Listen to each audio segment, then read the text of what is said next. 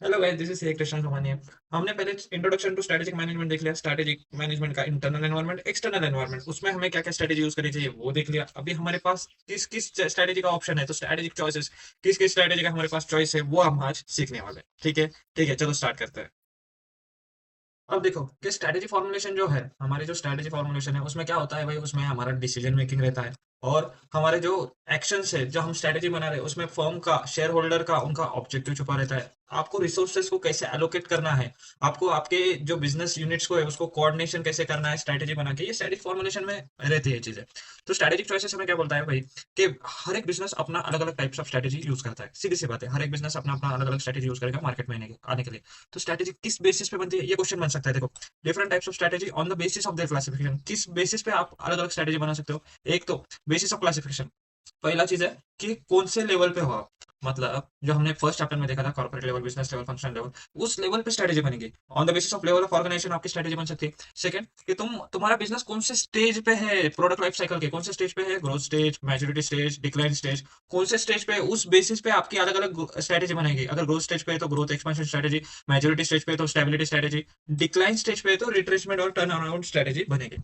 सीधी सी बात है भाई, ये याद रखना। उसके बाद थर्ड बेसिस क्या है, कंपटीशन ओरिएंटेड, कि भैया आपका कंपटीशन सिनेरियो कैसा है। कंपटीशन सिनेरियो के बेसिस पे मतलब क्या, अगर कॉम्पिटेटिव सिनेरियो कैसा है तो कॉम्पिटेटिव स्ट्रेटेजी हमने देखा था, cost leadership, cost product differentiation, या फिर फोकस स्ट्रेटेजी। इन तीनों की स्ट्रेटेजी बनेगी आपके कॉम्पिटेटिव बेसिस पे।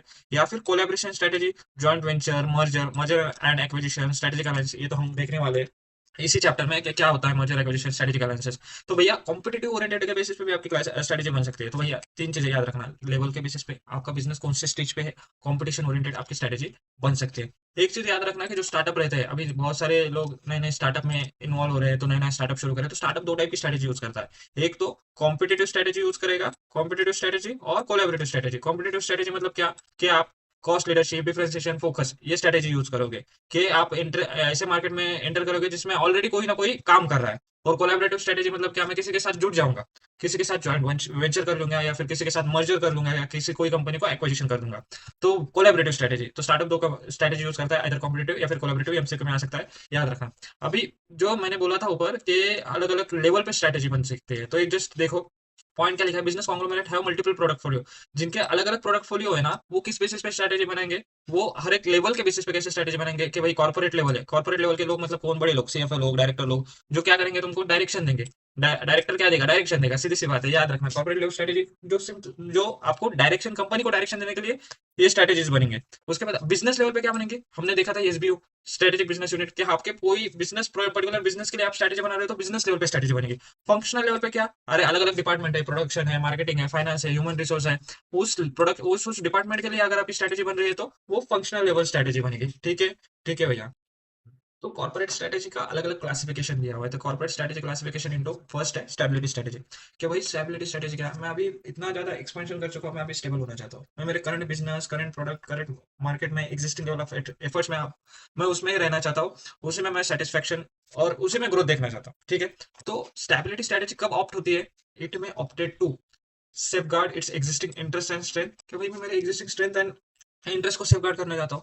मैंने जिस माइंडसेट से मेरा बिजनेस ओपन किया था, मतलब शुरू किया था, उस बिजनेस ओपन करते हुए मैंने कुछ ऑब्जेक्टिव सेट किए थे, तो वो ऑब्जेक्टिव को ही मैं परस्यू करना चाहता हूँ, जो ऊपर वेल एस्टेब्लिश ऑब्जेक्टिव उनको परस्यू करना चाहता हूँ। उसके बाद मैंने जिस माइंडसेट से बिजनेस स्टार्ट किया था, उसी बिजनेस पाथ को मैं चूज कर रहा हूँ, उसी को कंटिन्यू करना है मुझे, और नए बिजनेस में या फिर नए एक्सपेंशन में दिमाग नहीं लगाना है। उसके बाद मैंने बिजनेस स्टार्ट करने के लिए जो अलग अलग रिसोर्सेस लगाए थे, उस रिसोर्सेस का मुझे रिटर्न पाना है, इसलिए मैं स्टेबिलिटी स्ट्रेटेजी ऑप्ट करने वाला हूँ भैया। समझ रहा है क्या भाई, ऐसे पढ़ोगे ना कॉन्सेप्चुअली, तभी तुम्हें समझेगा। स्ट्रेटेजिक मैनेजमेंट बहुत इजी सब्जेक्ट है, बट यार तुमने अगर कॉन्सेप्चुअली समझ लिया ना, तुम सारे पॉइंट्स लिख पाओगे। ठीक है, ऐसे समझना है, और फिर अभी आप रीड आउट करो, तुमको 100% याद रहेगा कि क्या कॉन्सेप्ट है और क्या हमको एग्जाम में कैसे लिखना है। To maintain operational efficiency on a sustainable basis, कि भैया मेरी जो ऑपरेशनल एफिशिएंसी है ना, एफिशिएंसी को मैं सस्टेन करना चाहता हूँ, इसलिए मैं स्टेबिलिटी स्ट्रेटेजी ऑप्ट कर रहा हूँ। Stability strategy is pursue by a firm when, कब परस्यू करना चाहिए, ये देखो स्टेबिलिटी स्ट्रेटेजी ऑप्ट करके आपको क्या क्या मिलेगा ये यहाँ पे लिखा है। और कब आपको परस्यू करना चाहिए, परस्यू करना चाहिए कब, मैं भैया सेम सिमिलर मार्केट में हूँ, मैं सिमिलर प्रोडक्ट्स में डील करना चाहता हूँ, तो मैं स्टेबिलिटी स्ट्रेटेजी यूज करूंगा। फर्स्ट पॉइंट है। सेकंड, कि ऐसी फर्म स्टेबिलिटी स्ट्रेटेजी यूज करती है जो कि मैच्योरिटी स्टेज पे है। प्रोडक्ट लाइफ साइकिल के मैच्योरिटी स्टेज पे हो, ऐसे फर्म आपकी स्टेबिलिटी स्ट्रेटेजी यूज करेंगे। हमने ऊपर ही देखा था कि हर एक बेसिस ऑफ क्लासिफिकेशन था जो स्टेजेस में, अगर आप मैच्योरिटी स्टेज पे है तो आप स्टेबिलिटी स्ट्रेटेजी यूज करोगे, आप इंट्रोडक्शन पे हो तो आप मार्केट पेनिट्रेशन करोगे, आप ग्रोथ पे है तो ग्रोथ करोगे, आप डिक्लाइन पे हो तो रिट्रेसमेंट और टर्न हो। तुमको ना केस स्टडी में दिया जाएगा कि वो ग्रोथ स्टेज पे है, मैच्योरिटी स्टेज पे है, तो तुम बताओ कौन सी स्ट्रेटेजी यूज करोगे, और उस स्ट्रेटेजी के क्या क्या कैरेक्टरिस्टिक्स, क्या क्या रीजन, या फिर कब ऑप्ट करनी चाहिए, वो क्वेश्चन पूछेगा। केस स्टडी ऐसे आएगी, ठीक है, डायरेक्ट आपको नहीं पूछेगा। तो हम कहा था कि स्ट्रेटेजी कब ऑप्ट करते हैं, जब आप मैच्योरिटी स्टेज पे हो तो आप ऑप्ट करो, या फिर who have sufficient market share, कि जिनका फर्म का ऑलरेडी मार्केट शेयर अच्छा खासा है, तो वो फर्म स्टेबिलिटी स्ट्रेटेजी परस्यू करेगी। ठीक है सर। थर्ड पॉइंट ये है कि stability strategy should not be confuse with do nothing strategy. भैया एक चीज समझो, स्टेबिलिटी स्ट्रेटेजी का ये मीनिंग नहीं है कि मैं कुछ करना नहीं चाहता हूँ, मैं मेरे existing business, existing product, existing market में ग्रोथ करना चाहता हूँ। So it is not to be confuse with do nothing strategy. तुमको एग्जाम में क्वेश्चन दिया जाएगा कि stability strategy is also consider as do nothing strategy, kindly explain. बहुत बच्चे कंफ्यूज हो जाएंगे। तो कंसेप्चुअली समझा समझा। अभी कैरेक्टरिस्टिक्स क्या है, कैरेक्टरिस्टिक्स स्टेबिलिटी स्ट्रेटेजी में क्या है, देखो 4 से 5 पॉइंट बोलूंगा, इजीली याद रखना। ये एक सेफ स्ट्रेटेजी है, सेफ स्ट्रेटेजी। इसमें फ्रेश इन्वेस्टमेंट करने की जरूरत है क्या, नहीं है जरूरत। इसमें रिस्क कितना है, बहुत कम है, क्योंकि मैं एग्जिस्टिंग बिजनेस को ही, मैं मैच्योरिटी स्टेज पे हूँ, एग्जिस्टिंग बिजनेस को ही ग्रो कर रहा हूँ, तो रिस्क कुछ भी नहीं है। उसके बाद मुझे सेम बिजनेस में, सेम प्रोडक्ट मार्केट में, same level of effort maintain करना है, तो स्टेबिलिटी स्ट्रेटेजी आएगी। उसके बाद आपको कोई रीडेफिनेशन ऑफ बिजनेस, कुछ एक्सपेंशन करने की जरूरत है क्या, नहीं है। कैरेक्टरिस्टिक्स इजी, ऐसे ही पढ़ना है। Last day before, 1 day before exam ऐसे पढ़ना है। सेफ स्ट्रेटेजी है, फ्रेश इन्वेस्टमेंट नहीं चाहिए, रिस्क कम है, रिडेफिनेशन ऑफ बिजनेस नहीं लगेगा, same business, same product, same level of effort maintain करना है। कैरेक्टरिस्टिक्स खत्म हो गए। मेजर रीजन क्या है कि स्टेबिलिटी स्ट्रेटेजी क्यों ऑप्ट करनी चाहिए। फर्स्ट रीजन कि आपका प्रोडक्ट मैच्योरिटी स्टेज पे आ गया है, तो मैं स्टेबिलिटी स्ट्रेटेजी यूज करूंगा। ठीक है भैया, समझ गया। अभी आपने इतना ज्यादा एक्सपेंशन कर लिया है, तो आप अभी स्टेबिलाईज होना चाहते हो कि मैंने भैया बहुत एग्जाम एक्सपेंशन कर लिया, अब मैं ज्यादा दिमाग में लगाऊंगा, मैं मेरे करंट बिजनेस को फोकस करूंगा, अभी ज्यादा एक्सपेंशन नहीं करनी, तब आप स्टेबिलिटी स्ट्रेटेजी यूज करो। उसके बाद it is not advisable to expand as it may perceive as a threatening. भाई तुम कोरोना में बोल रहे हो कि मुझे एक्सपेंशन करना है, सीधी इट्स एडवाइजेबल टू एक्सपांड, ये एक्सपेंशन करने का सही वक्त है क्या, नहीं है, तो तुम स्टेबिलाईज बनो, स्टेबिलिटी स्ट्रेटेजी यूज करो। It opted when the environment ही आपका स्टेबल है, तो तुम क्यों एक्सपेंशन स्ट्रेटेजी यूज करोगे। तुम्हारा एनवायरनमेंट ही अभी अच्छा खासा स्टेबल है, एक्सपेंशन की अपॉर्चुनिटी नहीं है, तो क्यों बिन फालतू एक्सपेंशन करना। उसके बाद एक एक जनरल पॉइंट दिया है कि भैया जो स्टाफ रहता है ना, वो लेस चेंजेस, लेस रिस्क में ज्यादा कंफर्टेबल फील करता है, तो तब भी आप स्टेबिलिटी स्ट्रेटेजी यूज करोगे। तो 4 से 5 पॉइंट याद करना है। मेजर रीजन क्या है, मैच्योरिटी स्टेज है, आप इसलिए स्टेबिलिटी यूज करोगे। आपका एनवायरनमेंट इतना स्टेबल है, और आपका एनवायरनमेंट ही इतना ज्यादा थ्रेटनिंग है कि वो आपको एडवाइजेबल नहीं करता कि आप एक्सपेंशन करो, और आपने इतना ज्यादा एक्सपेंशन कर लिया कि आप बोल रहे हो अभी नहीं, बस भैया स्टेबिलाईज करना है। समझा समझा। एक बहुत अच्छा क्वेश्चन है, स्टार्टअप स्टेबिलिटी स्ट्रेटेजी यूज करेगा क्या, जस्ट 2 मिनट सोचना पॉज करके कि सही में स्टार्टअप स्टेबिलिटी स्ट्रेटेजी यूज करेगा, एंड कमेंट में बता। ये देखो सीधी बात है, स्टार्टअप स्टेबिलिटी स्ट्रेटेजी यूज नहीं करेगा। अरे उसने अभी तो स्टार्टअप खुद का बिजनेस ओपन किया है, वो डायरेक्ट स्टेबिलाईज क्यों करेगा, लॉजिकल चीज है ना। उसने कुछ स्टार्टअप स्टार्ट ही क्यों किया है कि भैया उसने कुछ प्रॉब्लम सॉल्व करने के लिए कुछ नई टेक्नोलॉजी यूज करके उसने खुद का बिजनेस स्टार्ट किया है, तो अभी इंट्रोडक्शन स्टेज पे वो मार्केट पेनिट्रेशन स्ट्रेटेजी यूज करेगा। तो स्टेबिलिटी स्ट्रेटेजी मतलब क्या है कि भैया मैं ऑलरेडी बहुत कुछ एक्सपेंशन कर चुका हूं, अभी मैं स्टेबल होना चाहता हूं, तो स्टार्टअप यूज करेगा क्या, नहीं करेगा। समझा समझा। अगर आप अभी तक ये वीडियो देख रहे हो ना भैया, लाइक करना, हमको सपोर्ट मिलता है कि यार तुमको समझ में आ रही है चीजें, और लाइक करके कमेंट जरूर करना। ठीक है सर। तो नेक्स्ट है ग्रोथ और एक्सपेंशन स्ट्रेटेजी।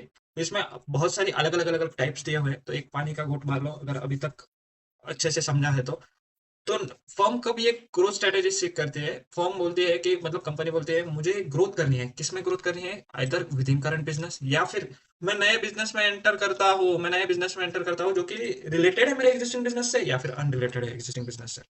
तो भैया इसमें क्या होता है, रिफॉर्मुलेशन ऑफ गोल्स होगा, डायरेक्शंस होगा, अलग अलग आपके मतलब मेजर इन्वेस्टमेंट होगी, आपको नए नए प्रोडक्ट, नए टेक्नोलॉजी, न्यू मार्केट में एंटर करने का मौका मिलेगा। So these are all included in growth और एक्सपेंशन स्ट्रेटेजी। ठीक है। अभी मेन चीज आती है कैरेक्टरिस्टिक्स क्या है। एक चीज समझो, growth expansion strategy totally opposite है स्टेबिलिटी स्ट्रेटेजी के। मतलब क्या बोल रहे हो, वहां आपको फ्रेश इन्वेस्टमेंट करने की जरूरत थी क्या, नहीं थी, बट आपको ग्रोथ और एक्सपेंशन स्ट्रेटेजी में फ्रेश इन्वेस्टमेंट करना पड़ेगा। नए नए प्रोडक्ट बिजनेस में आपको अलग अलग इन्वेस्टमेंट करनी पड़ेगी। वहां आपको रिडेफिनेशन ऑफ बिजनेस करने की जरूरत थी क्या, नहीं थी, बट यहाँ पे आपको रिडेफिनेशन ऑफ बिजनेस करना पड़ेगा। वहां पे रिस्क क्या था, वहां पे स्टेबिलिटी स्ट्रेटेजी में रिस्क क्या था, लेस था, बट ग्रोथ और एक्सपेंशन में रिस्क ज्यादा है। रिस्क ज्यादा है, स्टेबिलिटी में रिस्क कम था, लिमिटेड था, तो इसलिए तो हम बोल रहे हैं ना it is opposite of stability strategy. ठीक है। एक्सपेंशन स्ट्रेटेजी, ये 3 पॉइंट तो एकदम अपोजिट हो गए स्टेबिलिटी स्ट्रेटेजी के। एक पॉइंट क्या है, expansion strategy leads to business growth. क्या पॉइंट बोला है, ये तो हमें पता ही नहीं था। ठीक है, जस्ट एक मजाक के लिए बोलो कि एक्सपेंशन स्ट्रेटेजी में बिजनेस ग्रोथ होगी, सीधी सी बात है भैया। Expansion strategy is highly versatile strategy, भैया एमसीक्यू में आ सकता है कि हाईली वर्सटाइल स्ट्रेटेजी है। ये हाईली बहुत सारे चेंजेस चेंजेस रहेंगे इसमें, तो याद रखना। इसमें क्या रहता है, इसमें इंटेंसिफिकेशन और डाइवर्सिफिकेशन, ये आप आगे देखने वाला हो। इंटेंसिफिकेशन में क्या क्या होगा, दोनों भी क्या है, ग्रोथ स्ट्रेटेजी है, टाइप्स ऑफ ग्रोथ स्ट्रेटेजी है। इसमें अलग अलग चीजें हैं, मर्जर है, एक्विजिशन है, आपके अलग अलग स्ट्रेटेजी है। तो 6 पॉइंट क्या है, एक तो आपका नए फ्रेश इन्वेस्टमेंट करने पड़ेंगे, रिस्क ज्यादा है, रिडेफिनेशन ऑफ बिजनेस करना पड़ेगा। उसके बाद हाईली वर्सेटाइल स्ट्रेटेजी है, expansion leads to business growth, और इसमें क्या क्या है, इंटेंसिफिकेशन एंड डाइवर्सिफिकेशन। क्या बात है भैया, छप गया दिमाग में। मेजर रीजन क्या है, स्टेबिलिटी स्ट्रेटेजी, ये सॉरी यहाँ पे ना ये है ग्रोथ और एक्सपेंशन स्ट्रेटेजी, स्टेबिलिटी स्ट्रेटेजी आ गया। मेजर रीजन क्या है कि मेजर रीजन फर्स्ट, जो अपने ग्रोथ स्ट्रेटेजी, पहला तो क्या आपका एनवायरनमेंट ही बोल रहा है आपको कि आप एक्सपेंशन करो, क्योंकि आपके एनवायरनमेंट में इतनी ज्यादा एक्सपेंशन की अपॉर्चुनिटी है, इसलिए आप एक्सपेंशन करो। उसके बाद एक्सपेंशन में lead to greater greater control over the market, कि भाई मुझे मार्केट का शेयर चाहिए, मैं मार्केट में मोनोपोली क्रिएट करना चाहता हूँ, या फिर मैं मार्केट में मेरा शेयर बढ़ाना चाहता हूँ, तो मैं एक्सपेंशन करूंगा। अगर मैं एक सिटी में ऑपरेट कर रहा हूँ या फिर एक स्टेट में ऑपरेट कर रहा हूँ, तो मुझे अदर स्टेट में भी ऑपरेट करना है, तो मैं एक्सपेंशन करूंगा, वहां जाके मेरा बिजनेस एक्सपांड करूंगा। सीधी सी बात है। उसके बाद आपको एक्सपीरियंस कर और स्केल ऑफ ऑपरेशन से एडवांटेज है, मतलब आपका स्केल ऑफ ऑपरेशन, मतलब आपका रेवेन्यू बहुत ज्यादा है, आप आपके पास कैपेसिटी बहुत ज्यादा है मैन्युफैक्चर करने की, तो आपका उसका एडवांटेज है। अगर कैपेसिटी ज्यादा है तो मैं ज्यादा प्रोडक्ट बनाऊंगा, ज्यादा प्रोडक्ट बनाऊंगा तो अलग अलग ज्यादा इसमें सेल कर पाऊंगा, सेल कर पाऊंगा तो अलग अलग मुझे वेज चैनल्स लगेंगे। तो you have an advantage from experience curve and scale of operations. और चौथा पॉइंट जो कैरेक्टरिस्टिक्स में भी था और यहाँ पे भी है, सिमिलर है, कि एक्सपेंशन में क्या रहता है भैया, intensification, diversifying, acquiring and merging business, ये सारी चीजें एक्सपेंशन में रहती है। तो इसलिए मैं एक्सपेंशन स्ट्रेटेजी ऑप्ट करता हूँ। तो समझा, समझा एकदम कड़क समझा। अभी टाइप्स क्या है ग्रोथ, हम कहा थे, हम थे कॉर्पोरेट स्ट्रेटेजी के टाइप में, उसमें हमने देखा स्टेबिलिटी स्ट्रेटेजी, हमने देखा ग्रोथ और एक्सपेंशन स्ट्रेटेजी। अब हम ग्रोथ और एक्सपेंशन स्ट्रेटेजी के भी टाइप्स देख रहे हैं। दो टाइप है, एक तो इंटरनल ग्रोथ स्ट्रेटेजी रहती है और एक एक्सटर्नल ग्रोथ स्ट्रेटेजी। अभी इंटरनल में क्या है, इंटरनल में है भैया expansion through intensification, diversification. Intensification में क्या है, इंटेंसिफिकेशन में तीन चीजें हैं, market penetration, market development, product development, ये तीन चीजें हैं। और डाइवर्सिफिकेशन में डाइवर्सिफिकेशन, ठीक है, ठीक है। ये सेम चीजें आप नीचे जो आप अगर जाओगे ना, एंसॉफ प्रोडक्ट ग्रोथ मैट्रिक्स, उसमें चारों सेम चीजें उसने दिया है।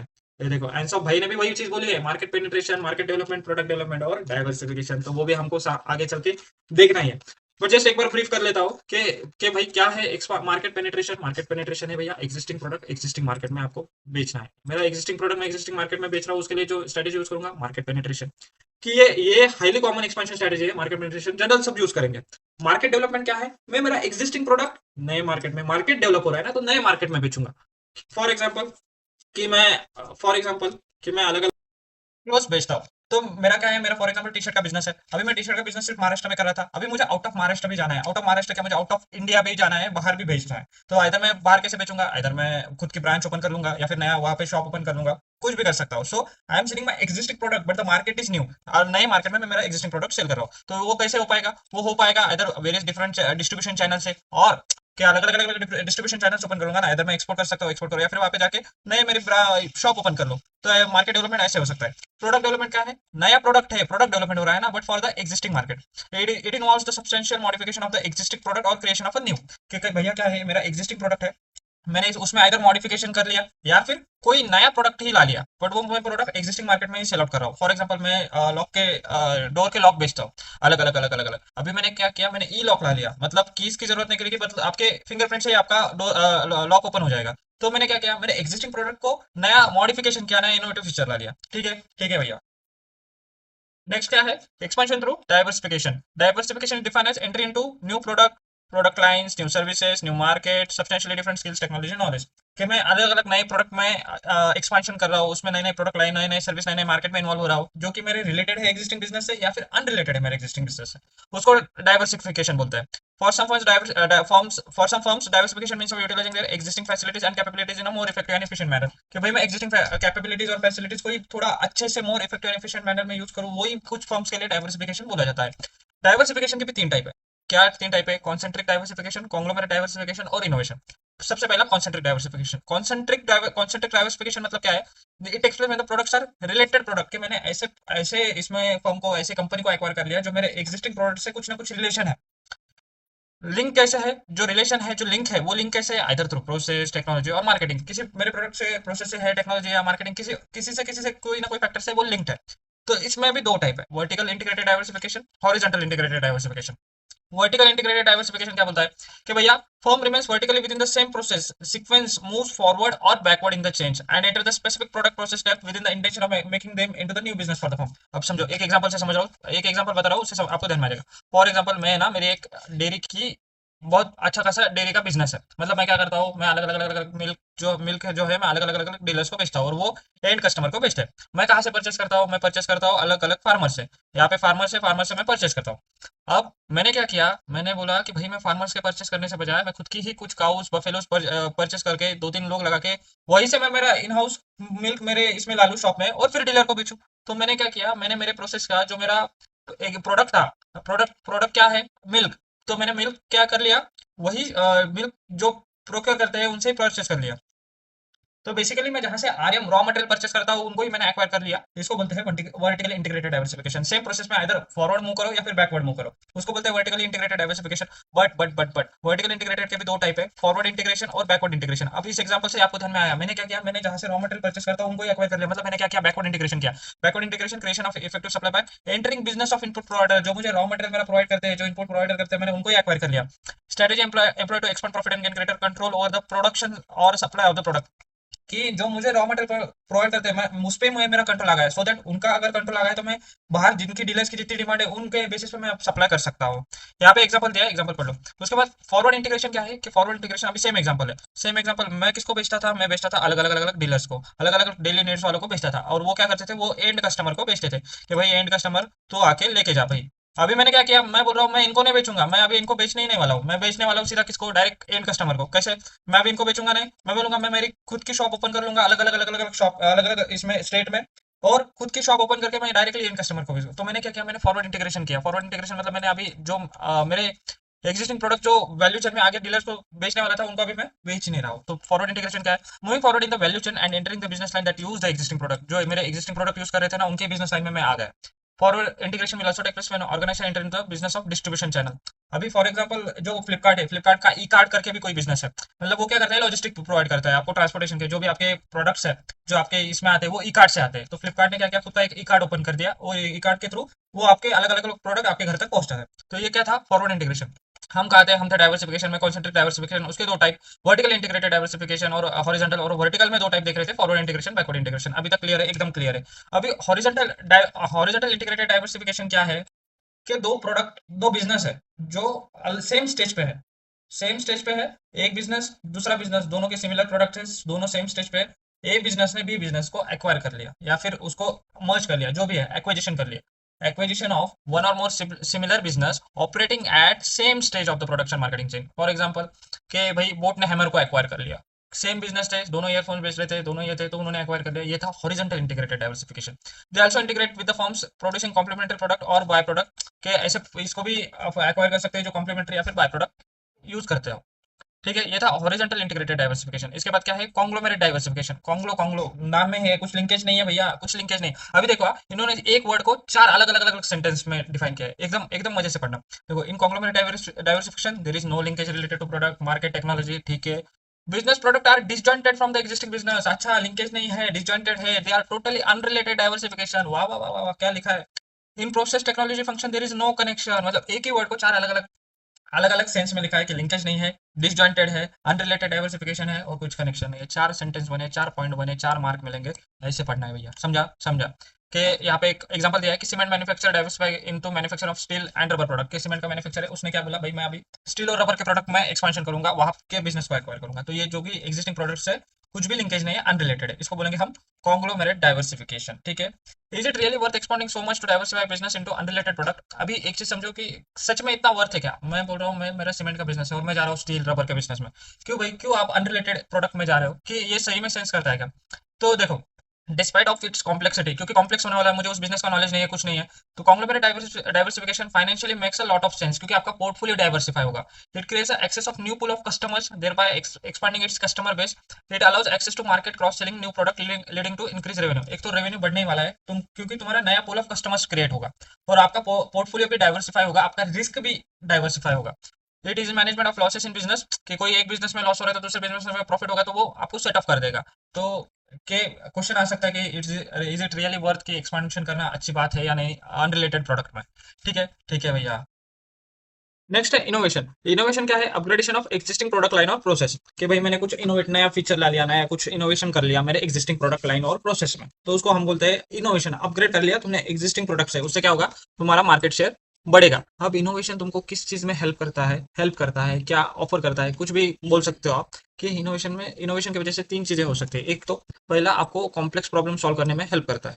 कि भैया कैसे? फॉर एग्जांपल अभी जैसे अलग अलग एआई टूल्स आ रहे हैं, तो जैसे फॉर एग्जांपल बोल रहा हूँ कि क्लॉड इन एक्सेल। एक्सेल ने क्या किया? एक्सेल के इसमें ऊपर ही रिबन में अभी क्लॉड का ऑप्शन आ जाता है। आप क्लॉड को एज आपके इसमें स्विचिंग कर सकते हो, और उसके उसमें क्या होता है, उसमें आपको यहीं पे क्लॉड ऐसे अलग से टैब आ जाएगा। जो भी मेरा डेटा है मैं उसको बोल दूंगा एआई टूल को, मतलब क्लॉड को, कि भाई इसको एनालाइज कर और एक मस्त पैकी डैशबोर्ड बना के दे दे। तो वो 2 मिनट में, जो भी टाइम लेगा वो 2-3 मिनट में इमीडिएट एक अच्छा खासा डैशबोर्ड बना के देगा, जो कि तुमको आधा दिन, एक दिन, 2 दिन जा सकता था। तो इट्स क्या है? ये नया इनोवेशन है। Innovation help solve complex problem by developing customer centric sustainable solution, कि कस्टमर को जितना भाए वैसा एक सॉल्यूशन इनोवेशन लाता है। ये कॉस्टली हो सकता है इंट्रोडक्टरी स्टेज में, but in long run it will only have economical and environmental sustainability. कि सही बात है ना यार, तुम नया इनोवेशन कर रहे हो तो कॉस्टली तो रहेगा इनिशियल स्टेज पे, but over the period of time वो आपको थोड़ा सस्टेन करने के लिए आपको थोड़ा इको फ्रेंडली रहेगा। सेकंड क्या है? आपकी प्रोडक्टिविटी इंक्रीज होगी। अब कोई चीज मुझे 2 दिन, 3 दिन, एक दिन लग रहा था, वो मेरी हार्डली 10 मिनट्स में हो रही है। तो ऑब्वियसली ना मेरी प्रोडक्टिविटी इंक्रीज हो गई, मैं वो टाइम किसी और चीज में डाल सकता हूँ। तो प्रोडक्टिविटी मतलब क्या है? कि final output from a task और process and companies are willing to spend million. Major of final output from a task और प्रोसेस, क्योंकि फाइनल आउटपुट आने को कितना टाइम लग रहा है भैया? Innovation by automating repetitive task and simplifying the long chain of process. कि भैया मैंने रिपीटेटिव टास्क जो है उसको ऑटोमेट कर दिया। तो इसको इनोवेशन से ये हेल्प होती है कि इससे क्या होगा? मेरा प्रोडक्टिविटी इंक्रीज हो जाएगी, जो मेरा फाइनल आउटपुट है वो कम समय में आ रहा है। यहाँ पे एग्जांपल दिया है MS Excel for finance professional, ठीक है। Gives competitive advantage. तो कॉम्पिटेटिव एडवांटेज क्या है? अरे सीधी सी बात है ना, अगर मुझे कम टाइम लग रहा है तो मेरा एक कॉम्पिटेटिव एडवांटेज हो गया ना। जो मेरा कॉम्पिटिटर नहीं कर रहा वो मैं कर रहा हूँ। सो an interesting concept about innovation is the faster a business innovates, the farther it goes from a competitor's reach। कि भैया सीधी बात है, तुमने जितना इनोवेशन अच्छा खासा किया उतना ज्यादा तुम कॉम्पिटिटर से ऊपर जाओगे। Innovative products needs less marketing as they aim to provide added satisfaction to the consumer. क्योंकि मार्केटिंग नहीं करेगी, मार्केटिंग इतना ज्यादा नहीं लगता इनोवेटिव प्रोडक्ट को, क्योंकि आपका कस्टमर अगर सेटिस्फाइड है तो कस्टमर ही खुद माउथ पब्लिसिटी आपकी कर देगा। Innovation not only help certain existing customer but also helps acquire new one with age. कि तुम्हारे एक्जिस्टिंग कस्टमर तो नहीं, बट नए कस्टमर भी आपको एक्वायर करने के लिए इनोवेशन हेल्प करता है। ठीक है, हम कहाँ थे फिर से आ जाओ। देखो एक चार्ट बनाया था मैंने नीचे है कि टाइप्स ऑफ ग्रोथ स्ट्रेटेजी क्या है। हम थे टाइप्स ऑफ ग्रोथ स्ट्रेटेजी, उसमें हमने देखा इंटरनल ग्रोथ स्ट्रेटेजी। इंटरनल में भी हमने दो चीज देखी, इंटेंसिफिकेशन, डाइवर्सिफिकेशन। इंटेंसिफिकेशन मतलब क्या है? Market penetration, market development, product development. Diversification में क्या है? डाइवर्सिफिकेशन में दो चीजें, concentric diversification, conglomerate diversification, innovation. Sorry, तीन चीजें। कॉन्सेंट्रिक में हमने दो चीजें देखी थी, vertical integration, horizontal integration. Vertical में भी हमने दो चीजें देखा था, फॉरवर्ड इंटीग्रेशन, बैकवर्ड इंटीग्रेशन। समझा? एकदम अच्छे से समझा।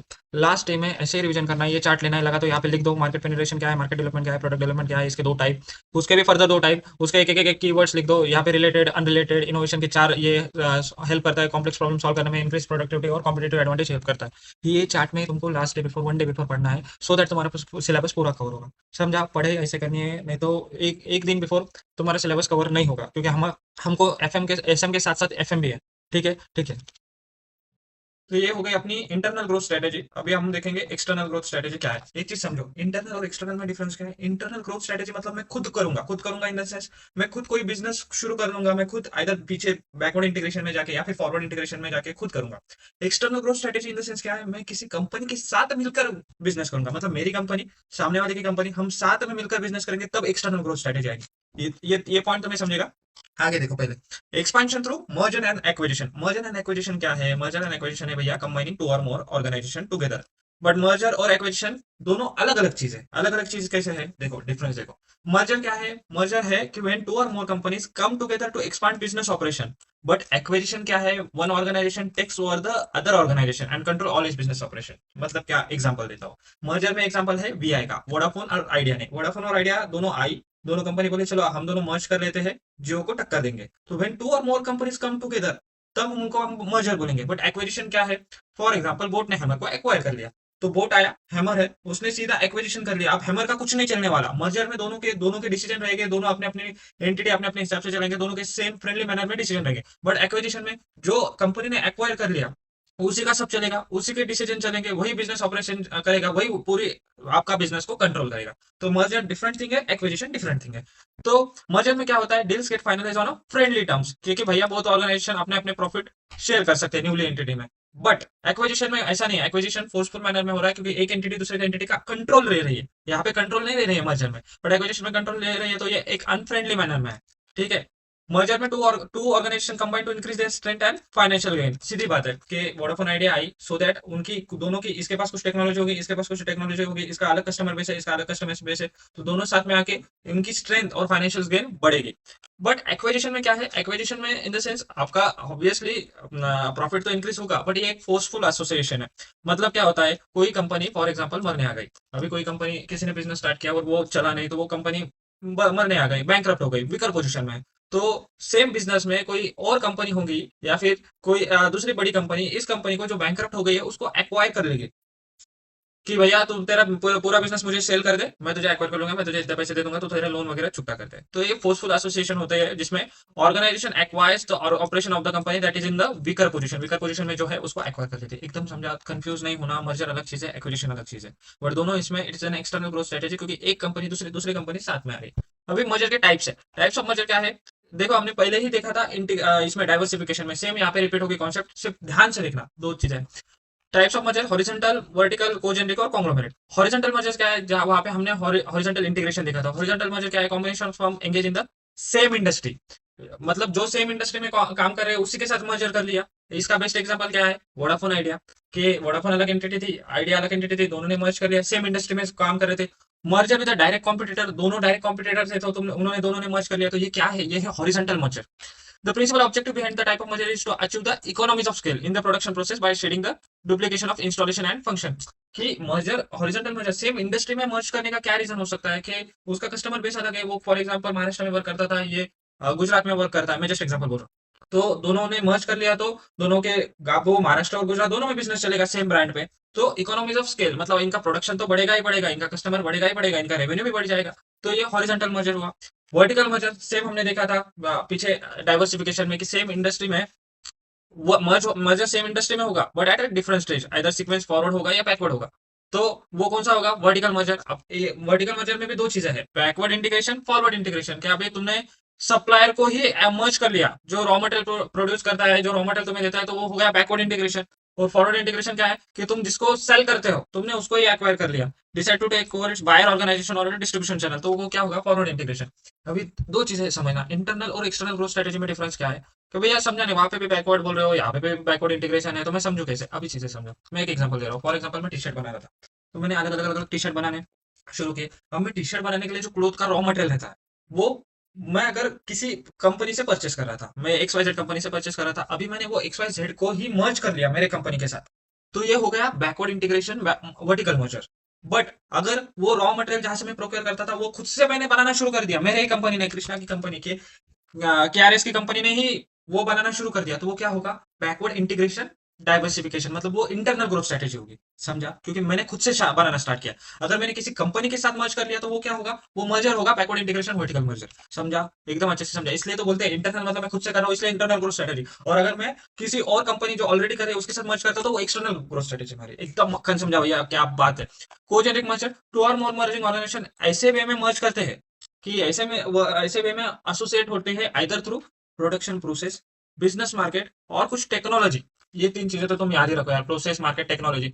इन तीनों चीजों में, कि इन तीनों चीजों में इधर आपका प्रोडक्ट रिलेटेड है, ऐसे कंपनी के साथ आपने मर्ज कर लिया, तो उसको क्या बोलेंगे, कोजेनरिक मर्जर। तुमको केस स्टडी में दिया जाएगा कि वो सेम मार्केट में, वो भी ये मार्केट में ये करता है, सेल करता है प्रोडक्ट, और दूसरी कंपनी भी वही मार्केट में सेल करता है, तो it is link in with the same market, और उन कंपनी ने मर्ज कर लिया, तो वो क्या हो गया, कोजेनरिक मर्जर। तो कॉमन चीज है इधर आपके दोनों कंपनी में, कॉमन चीज क्या है, आपके प्रोसेस में कॉमन है, मार्केट में कॉमन है, या फिर टेक्नोलॉजीज में कॉमन है, तो उसको कोजेनरिक मर्जर बोलेंगे। It offers greater opportunity to business to diversify around a common set of resources। ठीक है भैया, वो तो समझ गया, डाइवर्सिफाई तो हो गया। कॉन्ग्लोमरेट मर्जर, नाम से ही बोलेंगे बच्चे, इमीडिएट बता देंगे कि कॉन्ग्लोमरेट मर्जर में क्या होगा। सीधी बात है, हमने वहां पे कॉन्ग्लोमरेट डाइवर्सिफिकेशन देखा था, यहाँ पे कॉन्ग्लोमरेट मर्जर के दो ऑर्गेनाइजेशन कंबाइन हो गई, जो कि अनरिलेटेड है, जो कि रिलेशन कुछ नहीं है उनका, तो उसको बोलेंगे कॉन्ग्लोमरेट मर्जर। अब मैंने वहां पे ये देखा था कि कॉन्ग्लोमरेट मर्जर का हमने एग्जांपल देखा था, कि सीमेंट, मेरा सीमेंट का बिजनेस है, मैंने रबर के बिजनेस में भी रबर का बिजनेस भी शुरू कर दिया। तो वो क्या था, कॉन्ग्लोमरेट डाइवर्सिफिकेशन था। बट मैंने ऐसी कंपनी को एक्वायर कर लिया, या फिर ऐसी कंपनी एक्वायर नहीं कर लिया, ऐसी कंपनी के साथ मर्ज कर लिया जो ऑलरेडी रबर का बिजनेस कर रही है। फॉर एग्जाम्पल मैं क्या कर रहा था, मैं सीमेंट का बिजनेस था, वो दूसरी कंपनी उसका रबर का बिजनेस था, तो मैंने दोनों मर्ज कर ली, तो ये क्या होगा, कॉन्ग्लोमरेट मर्जर। बट मेरा क्या है, सीमेंट का बिजनेस है, और मैंने रबर का बिजनेस भी एडिशनली शुरू किया, तो वो क्या होगा, कॉन्ग्लोमरेट डाइवर्सिफिकेशन। क्या बात है भैया, एकदम समझ गया, एकदम 100% समझा, कॉन्सेप्ट समझो, एग्जाम में लिख पाओगे आराम से। कॉन्ग्लोमरेट मर्जर जो कि अनरिलेटेड है और there is no linkage with respect to the customer group, कुछ लिंकेज ही नहीं है, रिलेटेड नहीं है, डिसजॉइंटेड है। इस चारों की पॉइंट से आ जाए भैया, हम लिख लेंगे, आप टेंशन मत लो। समझा, एकदम मक्खन समझा भैया। तो नेक्स्ट क्या है, एक्सपेंशन थ्रू स्ट्रेटेजिक अलायंस। हमने पहले मर्जर एंड एक्विजिशन देख लिया, अभी क्या है, स्ट्रेटेजिक अलायंस। ये ना पहला पॉइंट बहुत अच्छे से पढ़ना, ये तुमको हर केस स्टडी में देंगे, हर एमसीक्यू में पूछेंगे, तभी तुमसे इस पॉइंट से ध्यान में आएगा कि वो स्ट्रेटेजिक अलायंस है क्या नहीं। The strategic alliance is a relationship between two or more business that enable each other to achieve certain strategic objective which neither would be able to achieve on its own. कि दो to or more business को वो साथ में आने के लिए ऐसे मजबूर करता है, कि ऐसे मजबूर करता है कि आपको कुछ स्ट्रेटेजिक ऑब्जेक्टिव अचीव करने के लिए, जो कि आप खुद से अपने ओन से खुद से आप अचीव नहीं कर पाओगे, आपको उसके साथ मिलकर ही वो स्ट्रेटेजिक ऑब्जेक्टिव अचीव हो पाएंगे। तो स्ट्रेटेजिक पार्टनर्स ये जो जो अलग अलग रहते हैं कंपनी, अभी इसका एग्जांपल क्या है, इसका एग्जांपल है कि भैया माइक्रोसॉफ्ट और इंटेल, इनका स्ट्रेटेजिक अलायंस है। मतलब माइक्रोसॉफ्ट क्या बोलता है, माइक्रोसॉफ्ट बोलता है मेरा सॉफ्टवेयर, और इंटेल तेरा हार्डवेयर, मेरा सॉफ्टवेयर तो तेरे हार्डवेयर पे चल। तो इन्होंने क्या किया, इन्होंने स्ट्रेटेजिक अलायंस कर दिया विंटेल बोल के, कि मेरा सॉफ्टवेयर, माइक्रोसॉफ्ट का सॉफ्टवेयर तुम इंटेल के हार्डवेयर पे चलाओ। अभी माइक्रोसॉफ्ट और इंटेल दोनों अलग अलग एंटिटी है, तो स्ट्रेटेजिक पार्टनर्स मतलब उनको स्ट्रेटेजिक पार्टनर्स बोलेंगे। दे आर इंडिपेंडेंट, दोनों अलग है और सेपरेट एंटिटीज है। वो क्या कर रहे हैं, बेनिफिट शेयर कर रहे हैं, कि इन दोनों से जो भी रेवेन्यू होगा तो हम शेयर करेंगे, जो भी परसेंटेज होगा। Control over the partnership, continue to make contribution to the alliance until it is terminated. कि वो क्या है, दोनों की एक पार्टनरशिप टाइप है, और दोनों अपने अपने टेक्नोलॉजी कंट्रीब्यूट कर रहे हैं, कि वो बोल रहे हैं मैं मेरा सॉफ्टवेयर दे रहा हूँ, और ये बोल रहे हैं तो मेरे हार्डवेयर पे चल। तो ये क्या है, ये है स्ट्रेटेजिक अलायंस, के दोनों साथ में आए एक स्ट्रेटेजिक ऑब्जेक्टिव अचीव करने के लिए, जो कि वो खुद से नहीं कर पाते थे, क्योंकि सॉफ्टवेयर चलाने के लिए हार्डवेयर लगेगा, और हार्डवेयर पे भी कोई ना कोई सॉफ्टवेयर लगेगा चलाने के लिए। तो दोनों खुद से ओन नहीं कर पाएंगे, दोनों को साथ में आना पड़ा, तो इसको क्या बोलेंगे, हम इसको बोलेंगे स्ट्रेटेजिक अलायंस। तो स्ट्रेटेजिक अलायंस के कुछ एडवांटेज भी है और कुछ डिसएडवांटेज भी है। तो एडवांटेजेस क्या है, चार एडवांटेजेस है। फर्स्ट क्या है, ऑर्गेनाइजेशनल स्ट्रेटेजिक अलायंस में help to learn necessary skills and obtain certain capabilities from strategic partners. अभी बहुत से आपको अलग अलग नेसेसरी स्किल्स सीखने मिलेंगे, आपको कुछ कैपेबिलिटीज डेवलप करने मिलेगी। फॉर एग्जांपल जैसे माइक्रोसॉफ्ट इंटेल का स्ट्रेटेजिक अलायंस है, तो माइक्रोसॉफ्ट इंटेल को पता चलेगा, अच्छा माइक्रोसॉफ्ट ऐसे मार्केटिंग करता है, ऐसे अलग अलग इसमें मार्केट अपना प्रोडक्ट को स्टैंड करता है, तो आपको अलग स्किल्स सीखने मिलेगी, आपकी कैपेबिलिटीज डेवलप होगी। अब स्ट्रेटेजिक पार्टनर्स को क्या हेल्प होगी, तो देखो यार, एक लॉजिकली सोचो, जस्ट सोचना कि ऑर्गेनाइजेशन पॉइंट ऑफ व्यू में, अच्छा मैंने स्ट्रेटेजिक अलायंस किया तो मुझे क्या हेल्प होगी। एक तो मेरा प्रॉफिट बढ़ने वाला है, प्रॉफिट बढ़ेगा, मेरा प्रोडक्टिव कैपेसिटी बढ़ेगी, प्रोडक्शन की कैपेसिटी ऑब्वियसली बढ़ेगी, मेरा डिस्ट्रीब्यूशन सिस्टम स्ट्रांग होगा, सप्लाई चेन एक्सटेंड कर सकता हूँ। उसके बाद goods or service that complements by creating a synergy. के एक तो सिनर्जी इंपैक्ट होगा, कि जो मैं ओन नहीं कर पा रहा हूँ वो दोनों साथ में मिलकर कर पा रहा हूँ, तो एक सिनर्जी इंपैक्ट होगा, तो प्रोडक्टिव कैपेसिटी आपकी बढ़ जाएगी, आपका डिस्ट्रीब्यूशन सिस्टम और सप्लाई चेन आपका एक्सटेंड हो जाएगा। ठीक है, ठीक है।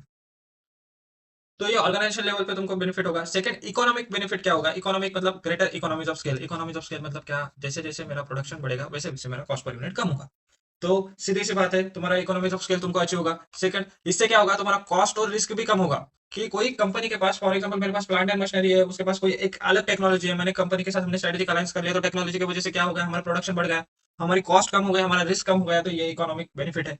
थर्ड है स्ट्रेटेजिक। स्ट्रेटेजिक बेनिफिट क्या है, कि दो राइवल्स, दो कॉम्पिटिटर ही साथ में आ जाएंगे, इंस्टेड ऑफ कॉम्पीट करने के बजाय, कि साथ में आके स्ट्रेटेजिक अलायंस कर लेंगे, मार्केट में मोनोपोली क्रिएट कर देंगे भैया। तो उसके लिए भी आपको स्ट्रेटेजिक बेनिफिट है। स्ट्रेटेजिक अलायंस में भी also helpful to create a competitive advantage. सीधी बात है ना, जो अगर कोई कॉम्पिटिटर दोनों साथ में आ गए, तो इससे क्या होगा, मोनोपोली क्रिएट हो सकती है। तुमको कोई टेक्नोलॉजी के साथ तुमने स्ट्रेटेजिक अलायंस कर लिया, कोई कंपनी के पास टेक्नोलॉजी अच्छी खासी, तुम्हारे पास कैपिटल है, तुमने साथ में ये स्ट्रेटेजिक अलायंस कर लिया, तो तुम्हारा एक कॉम्पिटिटिव एडवांटेज क्रिएट हो सकता है। It is use to get access to new technology, बराबर है। उसके बाद fourth, vertical integration can be created when partners are part of supply chain. अरे एक बात सुनो, अभी हमने ना वर्टिकल इंटीग्रेशन में तीन टाइप में देखा। एक तो मैं खुद से, अब एग्जांपल से समझेंगे, एग्जांपल क्या है, मैं टी शर्ट बनाता हूँ, अलग अलग अलग टाइप के टी शर्ट्स बनाता हूँ। टी शर्ट्स में क्या है, मैंने क्या किया, अगर मैंने खुद से ही, जहां से मैं रॉ मटेरियल टी शर्ट के क्लोथ्स का परचेस करता था, वो खुद से बनाना स्टार्ट किया, तो वो क्या होगा, वर्टिकल इंटीग्रेशन होगा। वर्टिकल इंटीग्रेशन डाइवर्सिफिकेशन होगा, इंटरनल ग्रोथ स्ट्रेटेजी। अगर मैंने ऐसी कंपनी को एक्वायर कर लिया जो कि ये टी शर्ट का रॉ मटेरियल बनाती है, ये क्या होगा, वर्टिकल इंटीग्रेशन बैकवर्ड वाला मर्जर होगा, but vertical integration vertical merger होगा। ठीक है। अगर ये मैंने क्या किया, मैंने रॉ मटेरियल, ऐसी कंपनी जो मेरे रॉ मटेरियल क्लोथ का बनाती है, उस कंपनी के साथ स्ट्रेटेजिक अलायंस कर लिया। स्ट्रेटेजिक अलायंस मतलब क्या, मेरी एंटिटी सेपरेट है, उसकी एंटिटी सेपरेट है भैया, बस हम दोनों में साथ में आए हैं कि तू मुझे रॉ मटेरियल देते जा और मैं बनाते जाऊंगा। समझा? तो ये क्या है, स्ट्रेटेजिक अलायंस। देखो कॉन्सेप्ट लिंक कर रहा हूँ, थोड़ा कंफ्यूजन होगा बट ध्यान से पीछे जाओ, फिर से सुनो मैंने क्या बोला, बट ध्यान से सुना, ऐसे कॉन्सेप्ट लिंक हो गए ना तभी ध्यान में आएगा। तो ये क्या होगा, मैंने स्ट्रेटेजिक अलायंस कर लिया, मैंने ना मर्जर किया ना वो कंपनी का मैंने खुद से बनाना स्टार्ट किया, डाइवर्सिफिकेशन किया, मैंने क्या किया, नया चीज किया, मैंने स्ट्रेटेजिक अलायंस कर लिया। क्या बात है भैया, एक नंबर। और फोर्थ क्या है, पॉलिटिकल। पॉलिटिकल वे में कैसा है, फॉर एग्जाम्पल मुझे अभी, मैं इंडिया में तो सेल कर रहा हूँ मेरा प्रोडक्ट, बट मुझे आउट ऑफ इंडिया में भी जाना है। तो मैंने क्या किया, कोई फॉरेन बिजनेस, फॉरेन एंटिटी वहां पे जो मेरे सेम प्रोडक्ट बेचते हो या फिर कोई भी अलग प्रोडक्ट बेचते हो, मैंने फॉरेन एंटिटी के साथ स्ट्रेटेजिक अलायंस कर लिया कि तुम मेरा प्रोडक्ट भी बेच भाई। तो ये क्या होगा, मुझे फॉरेन एंटिटी में, फॉरेन बिजनेस में एंट्री मिल जाएगी मार्केट में, तो उसके लिए स्ट्रेटेजिक अलायंस होते हैं। तो ऑब्वियसली बात है ना, फॉरेन बिजनेस में एंट्री मिल रही है तो स्ट्रेटेजिक अलायंस कर लो। यार तुमको एक्वायर करने की जरूरत नहीं है, मर्ज करने की जरूरत नहीं है, स्ट्रेटेजिक अलायंस कर लो। Strategic alliance are form with local foreign business to gain entry into a foreign market. Foreign market में एंट्री लेने के लिए भी तुम स्ट्रेटेजिक अलायंस कर लेते हो, क्या बात है। तो चार एडवांटेज क्या हुए, चार एडवांटेज हुए भैया, चार एडवांटेज हुए। पोज, पोज क्या है, P is for political, O is for organisational, S is for strategical, E is for economical. देखो मैं अवॉइड करता हूँ ज्यादा मेमोरी टेक्निक देना, बट कहीं कहीं पे यूज कर लो कि हर जगह पे आप मेमोरी टेक्निक से याद नहीं रह पाओगे, क्योंकि आपके बाकी भी सब्जेक्ट्स है। तो कई कई जगह पे यूज करो मेमोरी टेक्निक, कई जगह पे खुद से याद करने की कोशिश करो, जैसे मैंने समझाया वैसे याद करने की कोशिश करो, तुमको याद रह जाएगा। ठीक है, ये तो एडवांटेज हो गए। डिसएडवांटेज क्या है, डिसएडवांटेज है देखो दो चीजें, मैंने इसको ना पॉइंट में बाइफरकेट किया कि तुमको याद रहे। तो पहला है शेयरिंग। शेयरिंग क्या है, पहला तो चीज है भैया, पैसा शेयर करना पड़ेगा। अरे सीधी सी बात है ना, प्रॉफिट शेयर करना पड़ेगा तुमको। स्ट्रेटेजिक अलायंस पे तुमको प्रॉफिट और रिसोर्सेज, मेरे रिसोर्सेज उसके रिसोर्सेज तो आपको शेयर करने पड़ेंगे। सेकंड है knowledge and skills, must important. अगर माइक्रोसॉफ्ट को ध्यान में आ गया कि इंटेल ने हार्डवेयर कैसे बनाया, या फिर इंटेल ने ध्यान में आ गया कि माइक्रोसॉफ्ट के अलग अलग सॉफ्टवेयर कैसे बने, तो वो खुद से स्टार्ट कर सकता है ना भाई। तो नॉलेज एंड स्किल्स आपको शेयर करना पड़ेगा। तो जो कि अदरवाइज ऑर्गेनाइजेशन में नॉट लाइक टू शेयर, कि अगर मैं खुद की मेरी सेपरेट, मैं स्ट्रेटेजिक अलायंस नहीं करता तो मैं क्यों उसके साथ नॉलेज और मेरा स्किल्स शेयर करता था।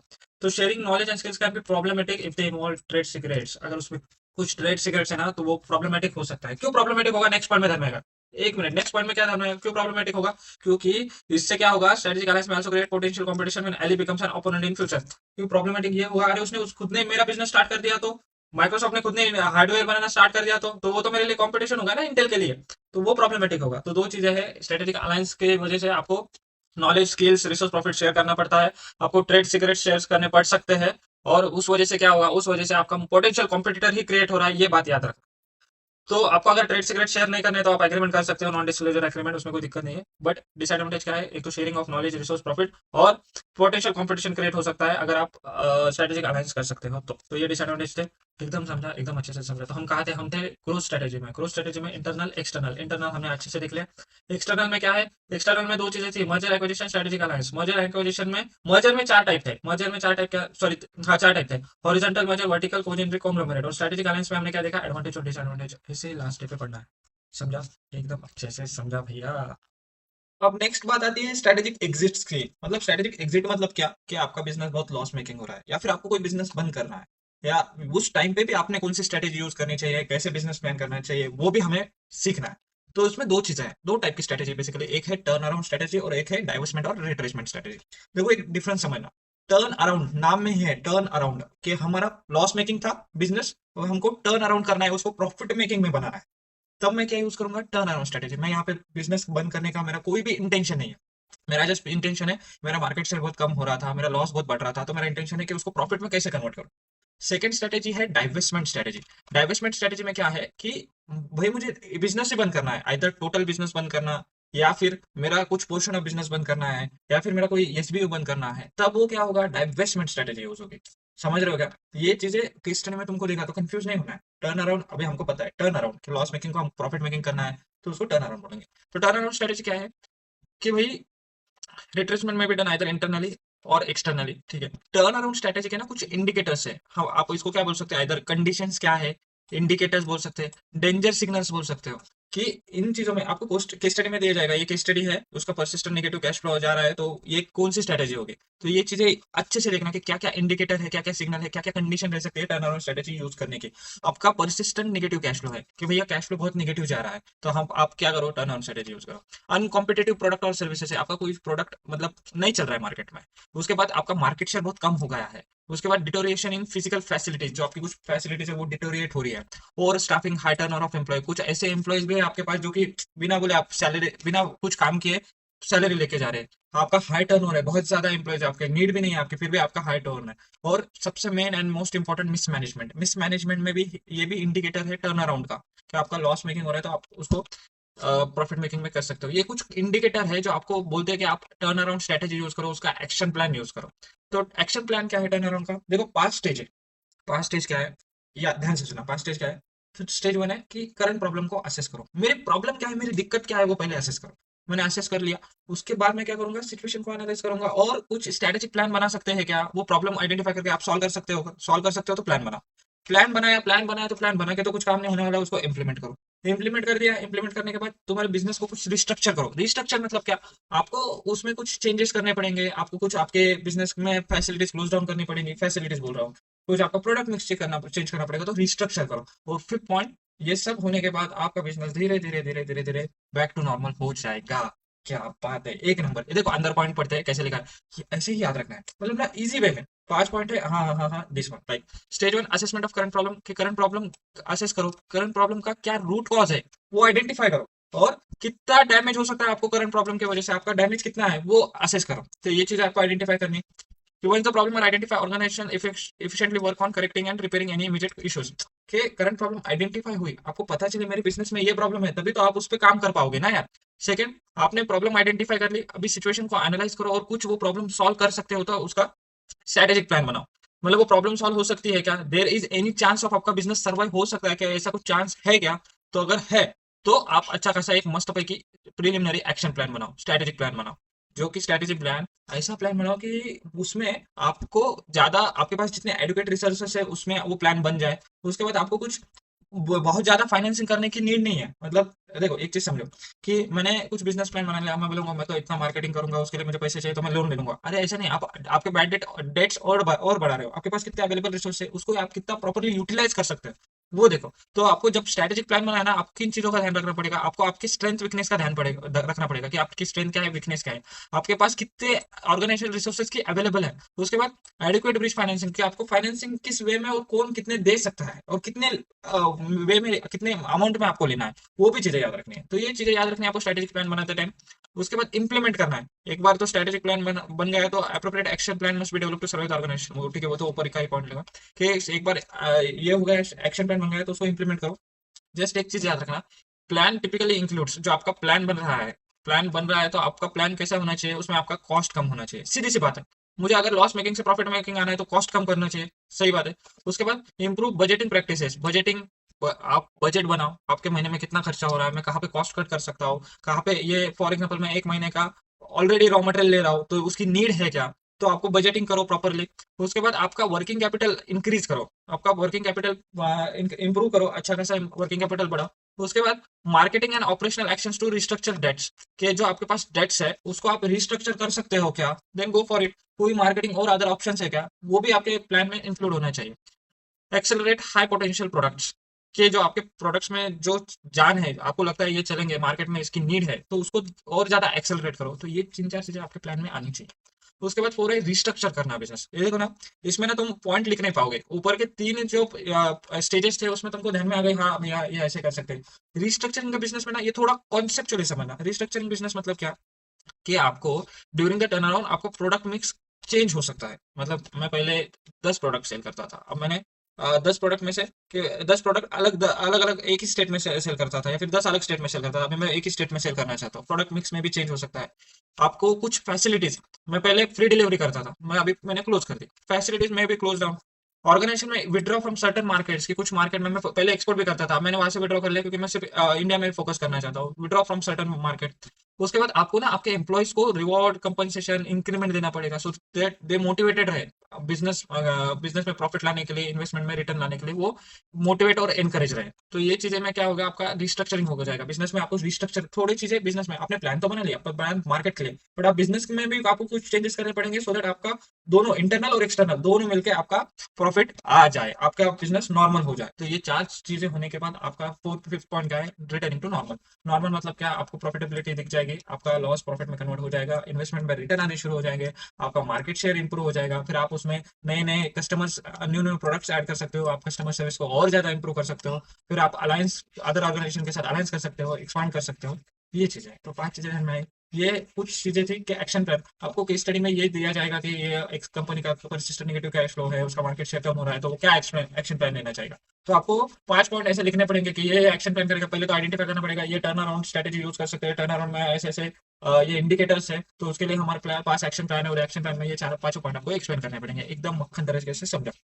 उसके बाद important elements of turn around strategy के इंपॉर्टेंट एलिमेंट्स क्या है कि टर्न अराउंड स्ट्रेटेजी में एलिमेंट्स क्या चीज है। सबसे पहला चीज revenue generation is the most important thing कि भैया टर्न अराउंड स्ट्रेटेजी में यूज उसके लिए कर रहा हो कि रेवेन्यू जनरेट हो, कॉस्ट कम हो, कॉस्ट कट रेवेन्यू जनरेशन हो। उसके बाद मेरा टॉप मैनेजमेंट में कुछ आपको चेंजेस करने पड़ सकते हैं, एम्प्लॉय ले ऑफ बोलो या फिर कुछ थोड़ा फोर, या फिर टॉप मैनेजमेंट में आपको कुछ कम ज्यादा चेंजेस करने पड़ सकते हैं। उसके बाद asset liquidation for generating cash, अगर आपके बिजनेस में कैश नहीं है तो आपको कुछ एसेट्स आपको लिक्विडेट करने पड़ेंगे, सेल आउट करने पड़ेंगे, सो दैट आपको क्या सो दैट आपको कैश आएगी। उसके बाद कुछ पे ऑफ एक्टिविटीज आपको करनी पड़ेगी, आइडेंटिफाई करनी पड़ेगी। तो ये और इंटरनली आपके बिजनेस के अंदर आपको इंटरनली कोऑर्डिनेशन करना पड़ेगा, सो दैट आपका ये एलिमेंट्स इंटरनली कोऑर्डिनेट करना पड़ेगा, सो दैट आपका बिजनेस अच्छे से हो जाए। ठीक है, तो ये थे कुछ important elements of turnaround strategy. उसके बाद है डाइवेस्टमेंट। डाइवेस्टमेंट मतलब क्या कि इट इन्वॉल्व्स द सेल और liquidation of portion of business और मेजर डिवीजन और प्रॉफिट सेंटर और एसबीओ कि मैं सेल और लिक्विडेट करना हूं, मेरी इंटेंशन ही अब धंधा बंद कर देना भाई, मत दिमाग लगा। तब डाइवेस्टमेंट यूज करूंगा जब मैं बट मुझे टर्न अराउंड करना है, मतलब मुझे लॉस को प्रॉफिट में कन्वर्ट करना है, मेरा इंटेंशन है बिजनेस बंद करने का, मैं बिजनेस चलाना चाहता हूँ, तब टर्न अराउंड आएगा। Divestment is usually part of rehabilitation or restructuring plan and is adopted when the turnaround has been attempted but has been proved unsuccessful। ये देखो ये बहुत इंपॉर्टेंट है कि मैंने टर्न अराउंड स्ट्रेटेजी यूज कर ली, कि जरूरी नहीं कि टर्न अराउंड स्ट्रेटेजी यूज करे तो बिजनेस में प्रॉफिट आए ही, वो अनसक्सेसफुल बने, तो आखिरी बार आपको ऑप्शन क्या बचता है, अभी डाइवेस्टमेंट कर दो, बिजनेस बंद कर दो भैया। आपको बिजनेस बंद कर दो या फिर कुछ पोर्शन बंद कर दो या फिर एसबीओ क्लोज कर दो, आपका मेजर डिवीजन बंद कर दो, तो ये डाइवेस्टमेंट स्ट्रेटेजी आएगी। तो पहले टर्न अराउंड होगा, फिर डाइवेस्टमेंट और रिट्रेचमेंट होगा। याद रखना, पहले टर्न अराउंड फिर डाइवेस्टमेंट और रिट्रेसमेंट। कोई कोई डायरेक्ट डाइवेस्टमेंट और रिट्रेसमेंट भी कर सकते हैं कि उनके इंटेंशन है तो बिजनेस करने का, तो वो कर सकते हैं। मेजर रीजन क्या है कि डाइवेस्टमेंट रिट्रेसमेंट स्ट्रेटेजी की कि मैनेजमेंट की इच्छा ही नहीं है अभी बिजनेस चलाने की। Management has no longer wishes to remain in the business either partly or wholly due to continuous losses and unviability, कि मेरी इतने लॉसेस हो रहे हैं ना, मेरी इच्छा ही नहीं है भैया, मुझे बिजनेस नहीं चलाना है, मैं बंद करना चाहता हूँ। तो ये पहला रीजन है डाइवेस्टमेंट और रिट्रेसमेंट स्ट्रेटेजी का। Management feels that the business could be made viable by divesting some of the activities और लिक्विडेशन ऑफ अनप्रॉफिटेबल एक्टिविटीज। देखो यहाँ पे उनके इंटेंशन है बिजनेस चलाने के, बट इंटेंशन कैसे है कि डाइवेस्ट करना है, मतलब कुछ बिजनेस क्लोज करना है और कुछ अनप्रॉफिटेबल एक्टिविटी को लिक्विडेट करना है, तो कुछ ना कुछ पोर्शन आपको क्लोज करना है, तब आपका इंटेंशन है, तो आप डाइवेस्टमेंट और रिट्रेसमेंट स्ट्रेटेजी यूज करोगे। बिजनेस थर्ड पॉइंट क्या है, business that had acquired proves to be mismatch. अभी मैंने एक एग्जांपल दिया था, अगर आपने प्रीवियस मतलब मेरे लास्ट टू लास्ट पॉइंट में देखा था, हमने मर्जर में देखा था कि कॉन्ग्लोमरेट मर्जर था। मेरा सीमेंट का बिजनेस है, मैंने रबर के बिजनेस को एक्वायर किया था, ठीक है, मर्ज कर दिया था मेरी कंपनी में। अरे भाई मेरा सीमेंट का बिजनेस है और वो रबर का बिजनेस है, मुझे कुछ आइडिया भी नहीं, और वो मैंने एक्वायर कर दिया, तो वो मेरे मुझे चलाते ही नहीं आ रहा वो बिजनेस को, वो acquire proves to be mismatch and can not integrated, मेरी कंपनी में इंटीग्रेटेड नहीं कर सकता हूँ, तो क्या भैया बंद कर दो। मैं जस्ट एग्जाम्पल के लिए बोल रहा हूँ, वैसे तो बिजनेस में भी बहुत अच्छा कर लेता हूँ, जस्ट जस्ट किडिंग। उसके बाद है परसिस्टेंट नेगेटिव कैश फ्लो, के यार मेरे नेगेटिव कैश फ्लोज आ रहे हैं from a particular business and which create a financial problem for the whole company. देखो वहां पे क्या था ना, टर्न अराउंड आपके पूरे होल बिजनेस में ही नेगेटिव कैश फ्लो है, यहाँ पे कुछ पर्टिकुलर बिजनेस में इतना ज्यादा कैश फ्लो नेगेटिव है और वो बंद करने की वजह से मेरे ओवरऑल कंपनी में प्रॉब्लम आ रहा है, तो वो बिजनेस बंद करना है, तब मैं बोल रहा हूँ मैं डाइवेस्टमेंट यूज करूंगा। तो परसिस्टेंट नेगेटिव कैश फ्लो एक कुछ बिजनेस की वजह से, तो मैं वो डाइवेस्टमेंट क्लोज कर दूंगा, तो तब मैं क्या यूज करूंगा, डाइवेस्टमेंट और रिट्रेसमेंट। तो उसके बाद severity of competition and inability of the firm to cope up with it, इतना ज्यादा कंपटीशन दे दिया है भैया और मैं उस कंपटीशन में सर्वाइव ही नहीं कर पा रहा हूँ, तो मैं क्या कर रहा हूँ, divestment, retrenchment. It is not possible for the business to do technological upgradation that is required for the business to survive। कि बिजनेस ने टेक्नोलॉजी अपग्रेड नहीं की है, जैसे नोकिया ने एंड्रॉइड में शिफ्ट नहीं हुआ तो इसलिए उसको सबने नो किया, नो किया मतलब जस्ट एग्जांपल बोल रहा हूँ कि नोकिया ने एंड्रॉइड में आने से मना कर दिया था, तो इसलिए इस वजह से वो over the period of time outdated हो गए। अगर आप टेक्नोलॉजी अपग्रेड नहीं करते हो तो आपको डाइवेस्टमेंट या फिर टर्न अराउंड करना पड़ सकता है। A better alternative may be available for investment causing a firm to divest part of its unprofitable business। कि अगर मेरा कोई बिजनेस अनप्रॉफिटेबल है तो मैं बोलूँ यार ये बिजनेस में मैं इन्वेस्टमेंट करने की जगह पे किसी और चीजों में इन्वेस्टमेंट कर लूँ, कुछ रिस्क रिलेटेड मैं इन्वेस्टमेंट कर दूँ, सो दैट मेरा रिटर्न तो ज्यादा है ना यार, तो वो ऑप्शन है, अल्टरनेटिव ऑप्शन है, तब भी आप डाइवेस्टमेंट और रिट्रेसमेंट स्ट्रेटेजी यूज कर सकते हो। तो क्या पॉइंट है, देखो सब सब साथ के साथ पॉइंट ना आपको बिजनेस बंद करने के रिलेटेड बोल रहे हैं, तो अच्छे से याद रहेगा। एक तो मैनेजमेंट का इंटेंशन है बहुत ज्यादा लॉस हो रहा है, बंद कर दो। तो उसके बाद मैनेजमेंट बोल रहे हैं कि कुछ एक्टिविटी बंद कर दो, सम ऑफ द बिजनेस एक्टिविटी और लिक्विडेशन ऑफ अनप्रॉफिटेबल बिजनेस है वो बंद कर दो। तो उसके बाद मैंने कुछ धंधा ऐसा एक्वायर किया था जो कि मेरे लिए मिसमैच ये हुआ। तो उसके बाद बहुत सारे बिजनेस है, मतलब एक पर्टिकुलर बिजनेस है बहुत नेगेटिव कैश फ्लो है, मेरे लिए प्रॉब्लम क्रिएट हो रही है। तो मैं बोल रहा हूँ मैं क्या करूंगा, उसको अल्टरनेट जगह पे मैं ऑप्शन में इन्वेस्ट कर सकता हूँ। उसके बाद इतना ज्यादा कंपटीशन है भैया, इतना ज्यादा कंपटीशन है, मैं कोप भी नहीं कर पा रहा, और एक टेक्नोलॉजिकल अपग्रेडेशन आ गया और मैंने वो टेक्नोलॉजी यूज नहीं की तो मैं आउटडेटेड हो गया। तो इस सिचुएशन में भी डाइवेस्टमेंट और रिट्रेचमेंट कर सकते हो। बहुत लॉजिकल चीजें हैं, बहुत मतलब कॉन्सेप्चुअल चीजें हैं, बहुत लॉजिकल है। तुमने अगर एक बार समझ लिया ना क्या है तो आराम से लिख पाओगे। ठीक है, एकदम ठीक है। अभी तक ये वीडियो देख रहे हो तो बेशर्मो लाइक तो कर दो यार, और कमेंट तो छोड़ दो, लाइक तो कर दो और अपने दोस्तों को शेयर जरूर करना। कैरेक्टरिस्टिक्स ऑफ डाइवेस्टमेंट स्ट्रेटेजी की कैरेक्टरिस्टिक्स क्या है? This strategy involves divestment of some of the activities or sell out some of the business as such. हाँ यार, ये तो हमको पता है ना, divestment of some of the activity, वही तो कब से तो चिल्ला चिल्ला के बोल रहा हूँ लास्ट 5 मिनट में कि हम कुछ एक्टिविटीज हमारे बिजनेस को सेल आउट कर रहे हैं, तो वो इन्वॉल्व होता है। ठीक है ठीक है, तो यार ये बहुत ही अच्छा था। हाँ, divestment of some of the activity or sell out some of the business. उसके बाद divestment is to view as an integral part of corporate strategy without any stigma attach. एक चीज समझो कि डाइवेस्टमेंट इज नथिंग बट कि यार तुम्हारा business में क्लोज करके खत्म हो रहा है। डाइवेस्टमेंट मतलब तुम्हारे एक कॉर्पोरेट स्ट्रेटेजी का इंटीग्रल पार्ट है। मतलब तुमको एक सिचुएशन में एक डिसीजन लेना पड़ेगा कि अगर ये बिजनेस में मुझे प्रॉफिट नहीं आ रहा है तो ये बिजनेस में छोड़ देता हूँ या फिर डाइवेस्ट कर देता हूँ। ये बिजनेस मेरे लिए मिसमैच है, ये बिजनेस में बहुत ज्यादा कंपटीशन है, टेक्नोलॉजी बहुत ज्यादा अपडेट हो गई, तो मैं इसको डाइवेस्ट कर देता हूँ। तो it is an integral part of corporate strategy. तो ऐसा ये नहीं है कि डाइवेस्टमेंट एक बुरी चीज है, but it is an integral part of corporate strategy. ये तो कैरेक्टरिस्टिक्स है, इन केस एग्जाम में पूछ लिए तो लिख लेना। ओके ओके भैया। उसके बाद है एंसॉप प्रोडक्ट मार्केट ग्रोथ मैट्रिक्स। ये हमने पहले ही देखा था कि एंसॉप भाई ने क्या बोला। एंसॉप भाई ने 4 चीजें बताई थी। एंसॉप भाई ने बोला था कि भैया market penetration, market development, product development, diversification, जो हमने पहले ही देखा था। Market penetration, existing product, existing market, market development, नया मार्केट आ रहा है, न्यू मार्केट, एक्जिस्टिंग प्रोडक्ट। अभी प्रोडक्ट डेवलप हो रहा है तो न्यू प्रोडक्ट एक्जिस्टिंग मार्केट में, और डाइवर्सिफिकेशन दोनों नई चीजें, न्यू प्रोडक्ट न्यू मार्केट में। तो मार्केट पेनिट्रेशन क्या है? जैसे हमने देखा एक्जिस्टिंग प्रोडक्ट एक्जिस्टिंग मार्केट में, इसको क्या है, making more sales to present customer, कि हम प्रेजेंट कस्टमर्स को ही सेल करना चाहते हैं। हम ज्यादा से ज्यादा चीज एडवर्टाइजमेंट में और पर्सनल सेलिंग में रहते हैं। तो मार्केट पेनिट्रेशन क्या है? प्रेजेंट कस्टमर को ही सेल करना है। Market development, existing product new market, ये कैसे अचीव होता है भैया? मैंने मार्केट की तरह सोचा, नया मार्केट चाहिए तो क्या होगा, नया जोग्राफिकल मार्केट चाहिए। फॉर एग्जांपल मैंने सोचा मैं हमें महाराष्ट्र में बैठा हूं और मैं बोला मैं जम्मू कश्मीर में भी मेरा प्रोडक्ट सेल करूंगा, न्यू जोग्राफिकल मार्केट। उसके बाद नए डिस्ट्रीब्यूशन चैनल भी क्रिएट कर सकते हैं आप, नए डिस्ट्रीब्यूशन चैनल के थ्रू सेल करेंगे, एक्सपोर्ट करेंगे, कुछ अलग चीज करेंगे। उसके बाद क्रिएटिंग न्यू मार्केट सेगमेंट्स, ये सारी चीजें आपके मार्केट डेवलपमेंट में आएगी, और आप मार्केट डेवलपमेंट से ये स्ट्रेटेजी आप इन चीजों से अचीव कर पाओगे। प्रोडक्ट डेवलपमेंट क्या है? नया प्रोडक्ट एक्जिस्टिंग मार्केट में। इससे क्या होता है? स्ट्रेटेजी में require development of new competency and require the process to develop a modified product. क्या भैया आपको कॉम्पिटिटिव एडवांटेज आपका इंक्रीज करने के लिए, न्यू कॉम्पिटिटिव कॉम्पिटेंसी बढ़ाने के लिए आपको क्या करना पड़ता है? एक्जिस्टिंग प्रोडक्ट में कुछ प्रोडक्ट डेवलप करना पड़ता है, मॉडिफाई करना पड़ता है। डाइवर्सिफिकेशन का है, दोनों चीजें नहीं, प्रोडक्ट भी नया, मार्केट भी नहीं। ये कैसे कर सकते हैं? हमने डाइवर्सिफिकेशन देखा था, अलग अलग डाइवर्सिफिकेशन जो इंटरनल ग्रोथ स्ट्रेटेजी में हमने देखा था कि डाइवर्सिफिकेशन में हम क्या क्या अलग चीजें कर सकते हैं। तो diversification it is a strategy by starting up or acquiring the business outside the company's current product and markets. This strategy is risky because it does not rely on either the company successful product or its position in established. कि हमने diversification के type देखे थे, देखो conglomerate, concentric diversification, conglomerate diversification और innovation. कि diversification में क्या होता है ना, ये रिस्की चीज है, क्योंकि बहुत बार हम अनरिलेटेड प्रोडक्ट और सर्विसेज में भी जा सकते हैं जो तुम्हारे बिजनेस से लिंक ना हो, तो वो एक रिस्की चीज हुई। और डाइवर्सिफिकेशन में बाकी क्या चीज आती है कि तुमने नया बिजनेस एक्वायर कर लिया जो कंपनी से प्रोडक्ट मार्केट से अलग भी हो सकता है, रिलेटेड भी हो सकता है और नॉट रिलेटेड भी हो सकता है। तो ये 4 चीजें आती है डाइवर्सिफिकेशन ऐसा प्रोडक्ट मार्केट ग्रोथ मैट्रिक्स में। तो ऐसा भाई ने ये 4 चीजें बताई थी। ठीक है भैया। तो नेक्स्ट है ADL matrix. Arthur D little भाई है, उसने बोला था एडीएल मैट्रिक्स, उसने बताया था कि एडीएल मैट्रिक्स क्या है। ये है प्रोडक्ट लाइफ साइकिल के बेसिस पे, जो हमने प्रोडक्ट लाइफ साइकिल देखी ना, इंट्रोडक्शन, ग्रोथ, मैच्योरिटी और डिक्लाइन, इंट्रोडक्शन, ग्रोथ, मैच्योरिटी और डिक्लाइन। तो उसके बेसिस पे है आपका ADL matrix. ADL matrix stages of the industry maturity is an environmental measure that represent a position in industry's life cycle. कि आप कौन से स्टेज पे हो, उसके बेसिस पे आपकी क्या पोजीशन है, ये एडीएल मैट्रिक्स बताता है। तो एडीएल मैट्रिक्स में क्या है? The competitive position of the firm is based on the assessment of the following criteria. 5 चीजें, मतलब आपकी पोजीशन क्या है मार्केट में, ये एडीएल मैट्रिक्स से बताता है। तो 5 चीजें क्या है? Dominant, strong, favourable, tenable, weak. कैसे भैया? Dominant, strong, favourable, tenable, weak. फिर से dominant, strong, favourable, tenable, weak. तो 5 चीजें उसने बताई थी। तो डोमिनेंट मतलब क्या है? डोमिनेंट मतलब तुम मार्केट में बहुत डोमिनेंस पोजीशन पे हो। डोमिनेंस पोजीशन नाम से ही ध्यान में आता है कि तुम्हारी मार्केट में मोनोपोली है। This is a competitively rare position. Monopoly होना मार्केट में बहुत रेयर पोजीशन रहती है, रेयर सिचुएशन रहती है। तो एट्रिब्यूटेबल आइदर टू मोनोपोली और स्ट्रॉन्ग प्रोटेक्टेड टेक्नोलॉजिकल लीडरशिप। तो उनकी पोजीशन क्या रहती है? डोमिनेंट रहती है। फॉर एग्जांपल विंडोज, हर एक लैपटॉप में विंडोज रहता है, तो विंडोज की एक तरह से मोनोपोली ही है। ठीक है। नेक्स्ट है strong. The firm has a considerable degree of freedom over its choice of strategy and is often able to act without its market position being unduly threatened by its competition.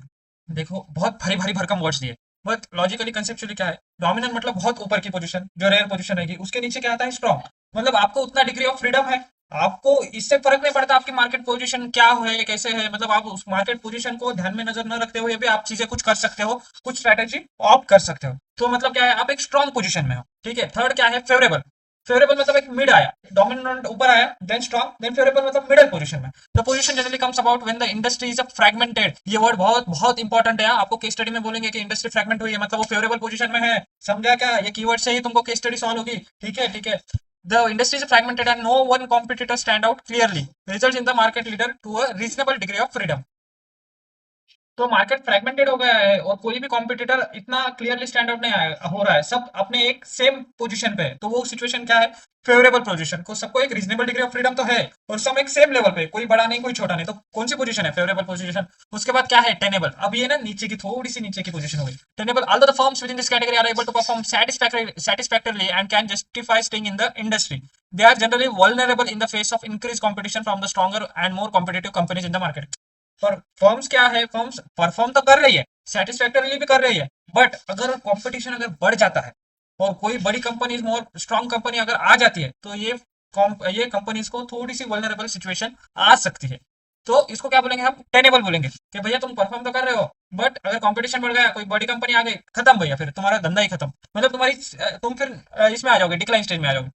फिर next क्या है, week. Week मतलब समझ लो अभी weak. The performance of the firms in the category generally unsatisfactory although the opportunity for the improvement do exist. Weak मतलब क्या है, तुम्हारा परफॉर्मेंस अच्छा नहीं है, तुम ऑलरेडी डाइंग पोजीशन में आ गए हो, तो weak position is very unsatisfactory position, but although there is opportunity for improvement, आप इंप्रूव कर सकते हो। कि हमने जैसे ऊपर देखा था स्ट्रेटेजिक एग्जिट, क्या हम इंप्रूवमेंट के लिए क्या टर्न अराउंड कर सकते हैं या फिर डाइवेस्टमेंट कर सकते हो। तो अगर वीक पोजीशन में है बट देर में भी चांस कि तुम इंप्रूवमेंट कर सकते हो। समझा। तो एडीएल मैट्रिक्स में क्या है, 5 चीजें, dominant, strong, tenable, favourable, tenable, weak. Dominant, strong, tenable, favourable, weak. Dominant, strong, favourable, tenable, weak. उसके बाद है BCG matrix. The BCG growth share matrix is the simplest way to show a corporation portfolio of investment, कि तुम्हारे investment का क्या portfolio, तुम्हारे कितना cash है, तुम्हारे पास कितना नहीं, ये सब सारी चीजें बीसीजी मैट्रिक्स में आती है। Growth share matrix also known as cow and dog metaphors, MCQ लेके याद रखना, इसको काउ एंड डॉग मेटाफोर्स भी बोलते हैं। तुमको एक चीज बताओ क्या, बीसीजी मैट्रिक्स है ना, मैं कैसे याद रखता था इसको, एक्चुअली मैं मेरे एग्जाम के टाइम पे भी इसको कैसे याद रखता था। बीसीजी, ये सी इज फॉर कुत्ता, जी इज फॉर गाय। सी इज फॉर कुत्ता है, जी इज फॉर गाय, इसको बोलते हैं बीसीजी। ये जस्ट अंडरस्टैंडिंग में नहीं, याद रखने के लिए बोल रहा हूँ, इसका कोई पर्सनली या कुछ कुछ लेना मत, जस्ट याद रखने के लिए ऐसे याद रखना है, सी इज फॉर कुत्ता, जी इज फॉर गाय। ठीक है, ठीक है सर। तो बीसीजी मैट्रिक्स में क्या आता है, बीसीजी मैट्रिक्स दो चीजों पे बोलता है, एक तो वर्टिकल एक्सिस है और एक हॉरिजॉन्टल एक्सिस है। वर्टिकल एक्सिस किस बारे में बात करता है, वर्टिकल एक्सिस बोलता है मार्केट ग्रोथ, और वो फर्दर प्रोवाइड करता है मार्केट अट्रैक्टिवनेस। कि वर्टिकल एक्सिस बोलता है कि मार्केट ग्रोथ क्या है तुम्हारी, और हॉरिजॉन्टल एक्सिस क्या बोलता है कि market share, that is a measure of तुम्हारी स्ट्रेंथ क्या है। मतलब मार्केट ग्रोथ से मैं तुम्हारी अट्रैक्टिवनेस बोल सकता हूँ, मार्केट शेयर से मैं तुम्हारी स्ट्रेंथ बोल सकता हूँ, बता सकता हूँ। तो बीसीटी जनरली किस पे बोलता है, मार्केट ग्रोथ और मार्केट शेयर पे। अगर तुम्हारा मार्केट शेयर तुम्हारा ज्यादा है और तुम्हारी ग्रोथ भी अच्छी खासी है, तो तुम क्या हो, तुम स्टार बंदे हो भैया, तुम स्टार प्लेयर हो, तुम star player of the inning हो भाई। कि स्टार्स मतलब क्या, उनमें वो बिजनेसेस आएंगे जिसका जो ग्रो कर रहे हैं रैपिडली और जिसका मार्केट शेयर भी अच्छा खासा है। अब मार्केट शेयर अच्छा है तो तुमको हेवी इन्वेस्टमेंट लगेगी, क्यों लगेगी, क्योंकि तुमको मेंटेन करनी पड़ेगी खुद की पोजीशन है। अरे तुम स्टार बंदे हो ना, बड़े लोग हो तुमको स्टेटस मेंटेन करने के लिए तो ब्रांड ब्रांड वैल्यू मेंटेन करने के लिए तो पैसा लगेगा ना। तो you need an heavy investment to maintain your position and finance their rapid growth potential, क्योंकि तुमको ग्रोथ भी करनी है तो तुमको पैसा भी वहां पे भी पैसा लगेगा। तो star player growing rapidly need heavy investment. अब कैश काउ कौन आते हैं, कैश काउ भैया कि इनका मार्केट शेयर तो है, हाई है, बट उनकी ग्रोथ नहीं है, लो ग्रोथ है। मार्केट शेयर अच्छा खासा है बट अभी ग्रोथ नहीं है। मतलब क्या भैया, अब समझ रहे हैं कि यार तुम ना अभी मैच्योरिटी स्टेज पे आ गए, तुमने मार्केट शेयर अच्छा खासा ले लिया, अभी तुम्हारी ग्रोथ स्टक हो गई, ग्रोथ हो नहीं रही, ग्रोथ कम है। तो क्या है, तुम अगर मैच्योरिटी स्टेज पे आ गए क्योंकि तुम्हारे पास मार्केट शेयर अच्छा खासा है, तो तुम्हारे पास कैश भी, पैसा भी बहुत होगा। तो कैश काउज में क्या है, it is an low growth high market share business, कि ग्रोथ कम है, मार्केट शेयर ज्यादा है, उनके पास कैश भी है और वो जनरेट भी कर सकते हैं कैश, और ऑलरेडी मार्केट शेयर ज्यादा है तो उनको इकोनॉमिक्स ऑफ स्केल का फायदा होगा और उनके पास कॉस्ट पर यूनिट भी कम होता है लो कॉस्ट। उसके बाद ये क्या है, ये मैच्योरिटी स्टेज पे जैसे मैंने बोला था, they are establish successful and need less investment, एक ऑलरेडी अच्छे खासे पोजीशन पे बैठे हुए, इसलिए तो मार्केट शेयर ज्यादा है ना। तो ये एस्टेब्लिश है, सक्सेसफुल है और इनको ज्यादा इन्वेस्टमेंट लगने नहीं वाले, कैश का गाय लो एकदम मजे में। इन लॉन्ग रन में the growth rate slow down star become cash, सीधी सी बात है, अगर तुम्हारा मार्केट शेयर ज्यादा है बट तुम्हारी ग्रोथ कम हो गई स्टार लोगों की, तो वो किस में आ जाएंगे, वो कैश काउ में आ जाएंगे। ठीक है, ठीक है। क्वेश्चन मार्क नाम से ही ध्यान में आता है, क्वेश्चन मार्क, तुम्हारी ग्रोथ तो हो रही है, ध्यान से सुनना, तुम्हारी ग्रोथ तो हो रही है बट तुम्हारा मार्केट शेयर ही नहीं बढ़ रहा, मार्केट शेयर कम है, ग्रोथ है बट मार्केट शेयर कम है, इसलिए हमको क्वेश्चन आ रहा है तुम पे, इसलिए इनको क्वेश्चन मार्क बोलते हैं कि low market share business in a high growth market, कि मार्केट शेयर कम है बट ग्रोथ हाई ग्रोथ है मार्केट में, इनको क्या लगेगी, इनको लॉट ऑफ कैश लगेगी, क्योंकि ग्रो होना है ना तो कैश लगेगी इनको। यानी कैश तो लगेगी लगेगी, उसके साथ हेवी इन्वेस्टमेंट भी लगेगा with low potential to generate cash. कि इनको दो चीजें लगेगी, एक तो लॉट ऑफ कैश भी लगेगी, सेकंड हेवी इन्वेस्टमेंट भी लगेगी। It is for the business organization to turn their stars then to cash cows when the growth rate reduces. सीधी सी बात है, ये देखो अगर तुम्हारे मार्केट शेयर हाई है और ग्रोथ भी हाई है, बट तुम्हारा, तो तुम स्टार में हो, बट तुम्हारा मार्केट शेयर कम हो गया, मार्केट शेयर बोल रहा हो, तो तुम किस में आ रहे हो, और ग्रोथ हाई है तो तुम किस में आ रहे हो, क्वेश्चन मार्क में आ रहे हो। समझा समझा। और डॉग्स डॉग्स तो डॉग्स नाम से ही ध्यान में आता है, इनका ग्रोथ भी कम और मार्केट शेयर भी कम, तो इनको बहुत ज्यादा इन्वेस्टमेंट वगैरह सब चीजें लगेगी। बट ये तो इतना कैश जनरेट कर सकते हैं कि खुद का गुजारा हो जाए, ब्रेक इवन तो निकल जाए भैया, तो इतनी कैश तो ये जनरेट कर सकते हैं, बट इनका फ्यूचर नहीं है, डॉग्स लोगों का फ्यूचर नहीं है। समझा समझा भैया, चार चीजें थी, star, cash cow, question marks, dogs. ये किसने बताया था, बीसीजी ने। सी इज फॉर कुत्ता, जी इज फॉर गाय। याद रहेगा याद रहेगा। अभी तुमने आइडेंटिफाई कर लिया तुम कौन से ग्रुप में आते हो। अब आइडेंटिफाई करने के बाद क्या स्ट्रेटेजी है, कि चार स्ट्रेटेजी है, बिल्ड होल्ड हार्वेस्ट डाइवेस्ट। कैसे, build hold harvest divest, build hold harvest divest. याद रखो, आंखें बंद करो, बिल्ड होल्ड हार्वेस्ट डाइवेस्ट। तो ये पोस्ट आइडेंटिफिकेशन स्ट्रेटेजी। बिल्ड मतलब क्या, कि इंक्रीज करना है, बिल्ड करना है market share, build market share increase करना है। होल्ड मतलब क्या, मार्केट शेयर प्रिजर्व करना है, होल्ड करके रखो। हार्वेस्ट मतलब क्या, कि तुमको short term cash flow increase करना है, हार्वेस्ट करना है। हार्वेस्टिंग पता है ना, खेती करते हो नहीं करते हो, harvesting increase short term cash flow बढ़ाना है। और डाइवेस्ट मतलब क्या, डाइवेस्ट से डाइवेस्ट कितना तो देख लिया भैया, डाइवेस्ट तो अभी मुंह जबानी आ गया। डाइवेस्ट मतलब क्या, here is the objective to sell or liquidate the business, कि बिजनेस खत्म कर देना, सेल कर देना या फिर लिक्विडेट कर देना। तो ये चार चीजें पोस्ट आइडेंटिफिकेशन स्ट्रेटेजी है बीसीजी के। तुमने चार चीजों आइडेंटिफाई करने के बाद तुमको ये स्ट्रेटेजी यूज करनी है, कि बिल्ड करो, होल्ड करो, हार्वेस्ट करो और डाइवेस्ट करो। There are some problems. उसके बाद क्या है, there are some problems and limitation with this technique. क्या प्रॉब्लम है यार, बीसीजी मैट्रिक्स है ना, थोड़ा टाइम कंज्यूमिंग और कॉस्टली है इंप्लीमेंट करने के लिए। क्यों टाइम कंज्यूमिंग है और कॉस्टली है, ये देखो तुमको ना पूरा क्या करना पड़ेगा, सब तुम्हारी इंडस्ट्री में, तुम कोई इंडस्ट्री में काम कर रहे हो तो सारे इंडस्ट्री में तुमको देखना पड़ेगा मेरा कितना मार्केट शेयर है, मेरी ग्रोथ क्या है। तो पूरा चीज प्लॉट करना पड़ेगा, अच्छा मैं किस में बैठ रहा हूँ, मैं स्टार में हूँ, कैश काउ में हूँ, क्वेश्चन मार्क में हूँ, डॉक्स में। तो ये ना टाइम कंज्यूमिंग लेंथी प्रोसेस होगी और कॉस्टली भी होगी। और एक डिफिकल्टी है, मैं कैसे आइडेंटिफाई करूँ मेरी ग्रोथ कितनी है कंपेरेटिव विद अदर थिंग्स। तो एक क्वेश्चनिंग फैक्ट बनता है, किस बेसिस पे मैं आइडेंटिफाई करूँ, तो एक डिफिकल्ट भी है। मैनेजमेंट में find it difficult to define SBO and measure market share and growth. Management को मालूम नहीं, डिफिकल्ट है मैनेजमेंट को कि वो कैसे आइडेंटिफाई करेंगे मार्केट शेयर कितना है और ग्रोथ कितना है मेरे पर्टिकुलर एसबीयू का। तो ये टाइम कंज्यूमिंग कॉस्टली है, डिफिकल्ट है मैनेजमेंट के लिए।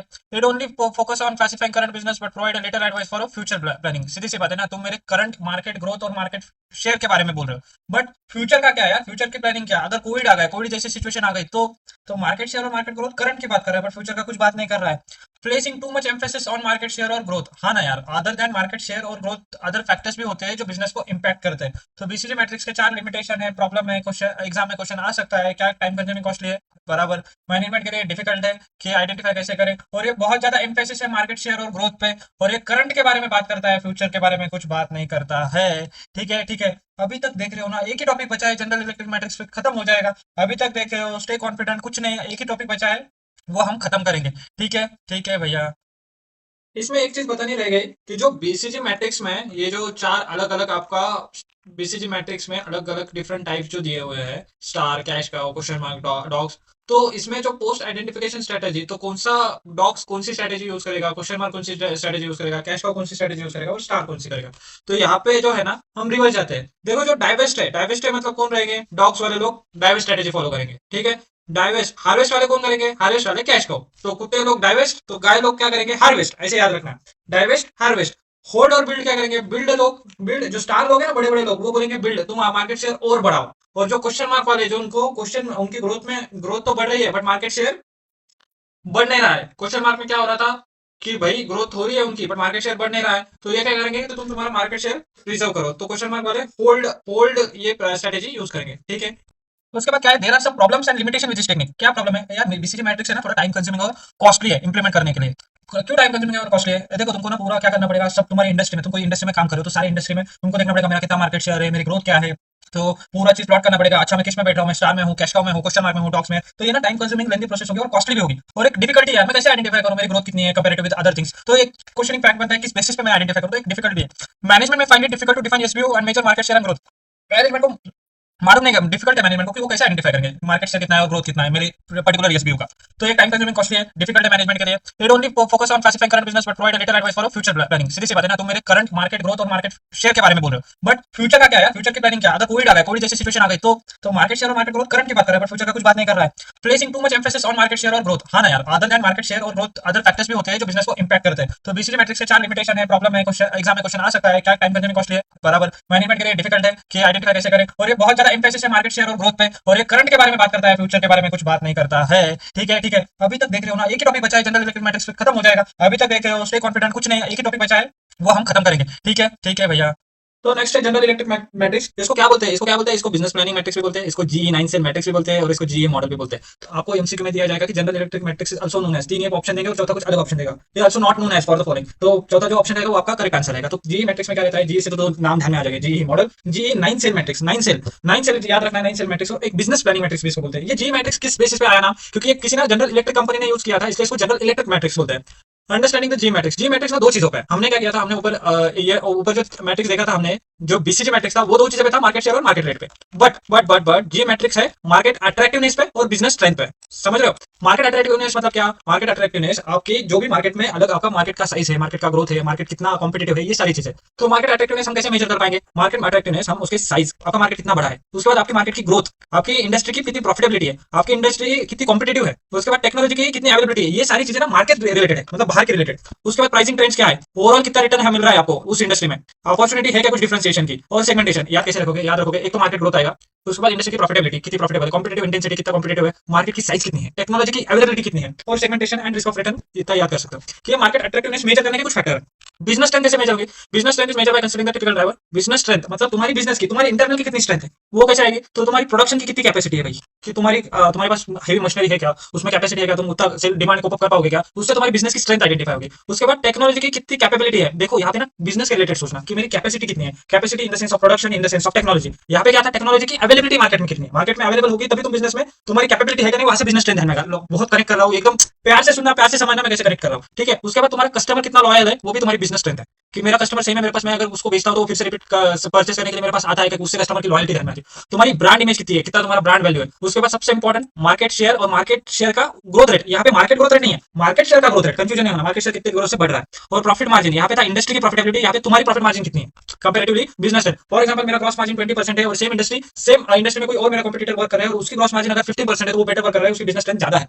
समझ रहे हो? तो मार्केट शेयर का growth rate, profit margin, capacity के 2 पॉइंट थे, प्रोडक्शन कैपेसिटी, टेक्नोलॉजी की कैपेबिलिटी, उसके बाद कस्टमर लॉयल्टी और ब्रांड इमेज, ये कुछ फैक्टर्स थे बिजनेस स्ट्रेंथ आइडेंटिफाई करने के। अब जो जी मैट्रिक्स है, ये जी मैट्रिक्स यहाँ पे दिया है मैंने, देखो जो बीसीजी था ना, उसमें यहाँ पे मार्केट ग्रोथ था, तो यहाँ पे आया मार्केट अट्रैक्टिवनेस, और यहाँ पे है बिजनेस स्ट्रेंथ। वो बीसीजी में क्या था, मार्केट शेयर, तो बिजनेस स्ट्रेंथ में मार्केट शेयर आ गया, और मार्केट अट्रैक्टिवनेस में भी मार्केट ग्रोथ आ गया। समझा सर? तो 3 चीजें, स्ट्रॉन्ग, एवरेज, वीक, लो, मीडियम, हाई। तो अगर आपका बिजनेस स्ट्रेंथ स्ट्रॉन्ग है और आपकी मार्केट अट्रैक्टिवनेस भी हाई है, तो आपने क्या करना चाहिए, इन्वेस्ट एक्सपांड। मतलब समझो, ये 3 जो ग्रीन आपको दिख रहे ग्रीन जोन, ये बोला है ये एडवांटेजेस पोजीशन है, मतलब इसमें आप एक्सपांड कर सकते हो, इन्वेस्ट कर सकते हो, ग्रो कर सकते हो। कब तक? स्ट्रॉन्ग है, एवरेज, दोनों साइड में, strong, high, average, medium, strong, high, average, medium, अगर तीनों में है तो आप क्या करना है, आपको एक्सपांड करना है, इन्वेस्ट करना है, या फिर ग्रो करना है, आपके पास अपॉर्चुनिटी है।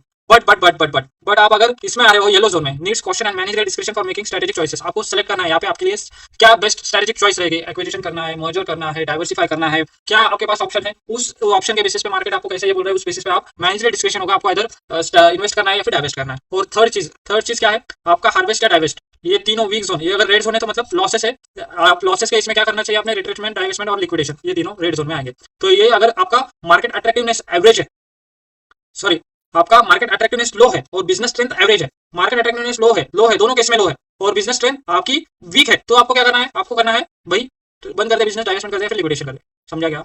समझा? ये ना एक बार टेबल अच्छे से देखना, मैं भी कंफ्यूजन हो सकता हूँ एग्जाम में कैसे करना, एग्जाम में क्या करना, ये ड्रॉ कर लेना, यहाँ पे बिजनेस स्ट्रेंथ है, यहाँ पे मार्केट अट्रैक्टिवनेस है, ये ध्यान में रखना, strong, average, weak, high, medium, low, strong, average, weak, high, medium, low, फिर ये तीन कॉलम और ये, या ऐसे ध्यान में रहेगा तो ही ये होगा। अगर आप रट्टा मारने जाओगे एवरेज इतना, ये तो ध्यान में नहीं आने वाला। सिर्फ चीजें समझ लो, यहाँ पे इन्वेस्ट है, यहाँ पे सेलेक्ट करना है, यहाँ पे हार्वेस्ट है, कैसे है भैया, यहाँ पे इन्वेस्ट है, यहाँ पे आपको सेलेक्ट करना है, और यहाँ पे आपको डाइवेस्ट है, मतलब ये आपको ऐसे ध्यान में रखना है, ये एक रेक्टेंगल का पार्ट है, तो पहले ये, फिर आपका डायगोनल बनेगा, और फिर आपका नीचे का रेक्टेंगल का पार्ट बनेगा। ऐसे याद रखोगे तो ये याद होगा, नहीं तो ये याद रहने नहीं वाला। एक चीज समझना, difference between BCG and ji matrix, की बीसीजी और जी मैट्रिक्स में क्या डिफरेंस है। आपने अगर अच्छे से देखा होगा तो मैंने समझाया था कि बिजनेस मार्केट अट्रैक्टिवनेस में मार्केट ग्रोथ आता है, और बिजनेस स्ट्रेंथ में मार्केट शेयर आता है। तो मार्केट अट्रैक्टिवनेस एक वाइडर टर्म है, तुम समझ रहे हो क्या, मार्केट अट्रैक्टिवनेस रिप्लेस करेगा मार्केट ग्रोथ को। As the dimension of industry attractiveness and include a broader range of factor कि ये रिप्लेस करेगा और एक market attractiveness broader range of term है वो उसमें मार्केट ग्रोथ तो है बट ग्रोथ के साथ साथ अदर फैक्टर भी आता है सेम कॉम्पिटेटिव स्ट्रेंथ में भी मार्केट शेयर को वो रिप्लेस करेगा और मार्केट शेयर के साथ साथ अदर फैक्टर्स भी उसमें इंक्लूडेड है ये क्वेश्चन आया था एग्जाम में प्रीवियस पेपर्स में ये क्वेश्चन आया था कि डिफरेंस बताओ बीसीडी एंड जी मैट्रिक्स में समझा सर तो अभी तक आप वीडियो देख रहे हो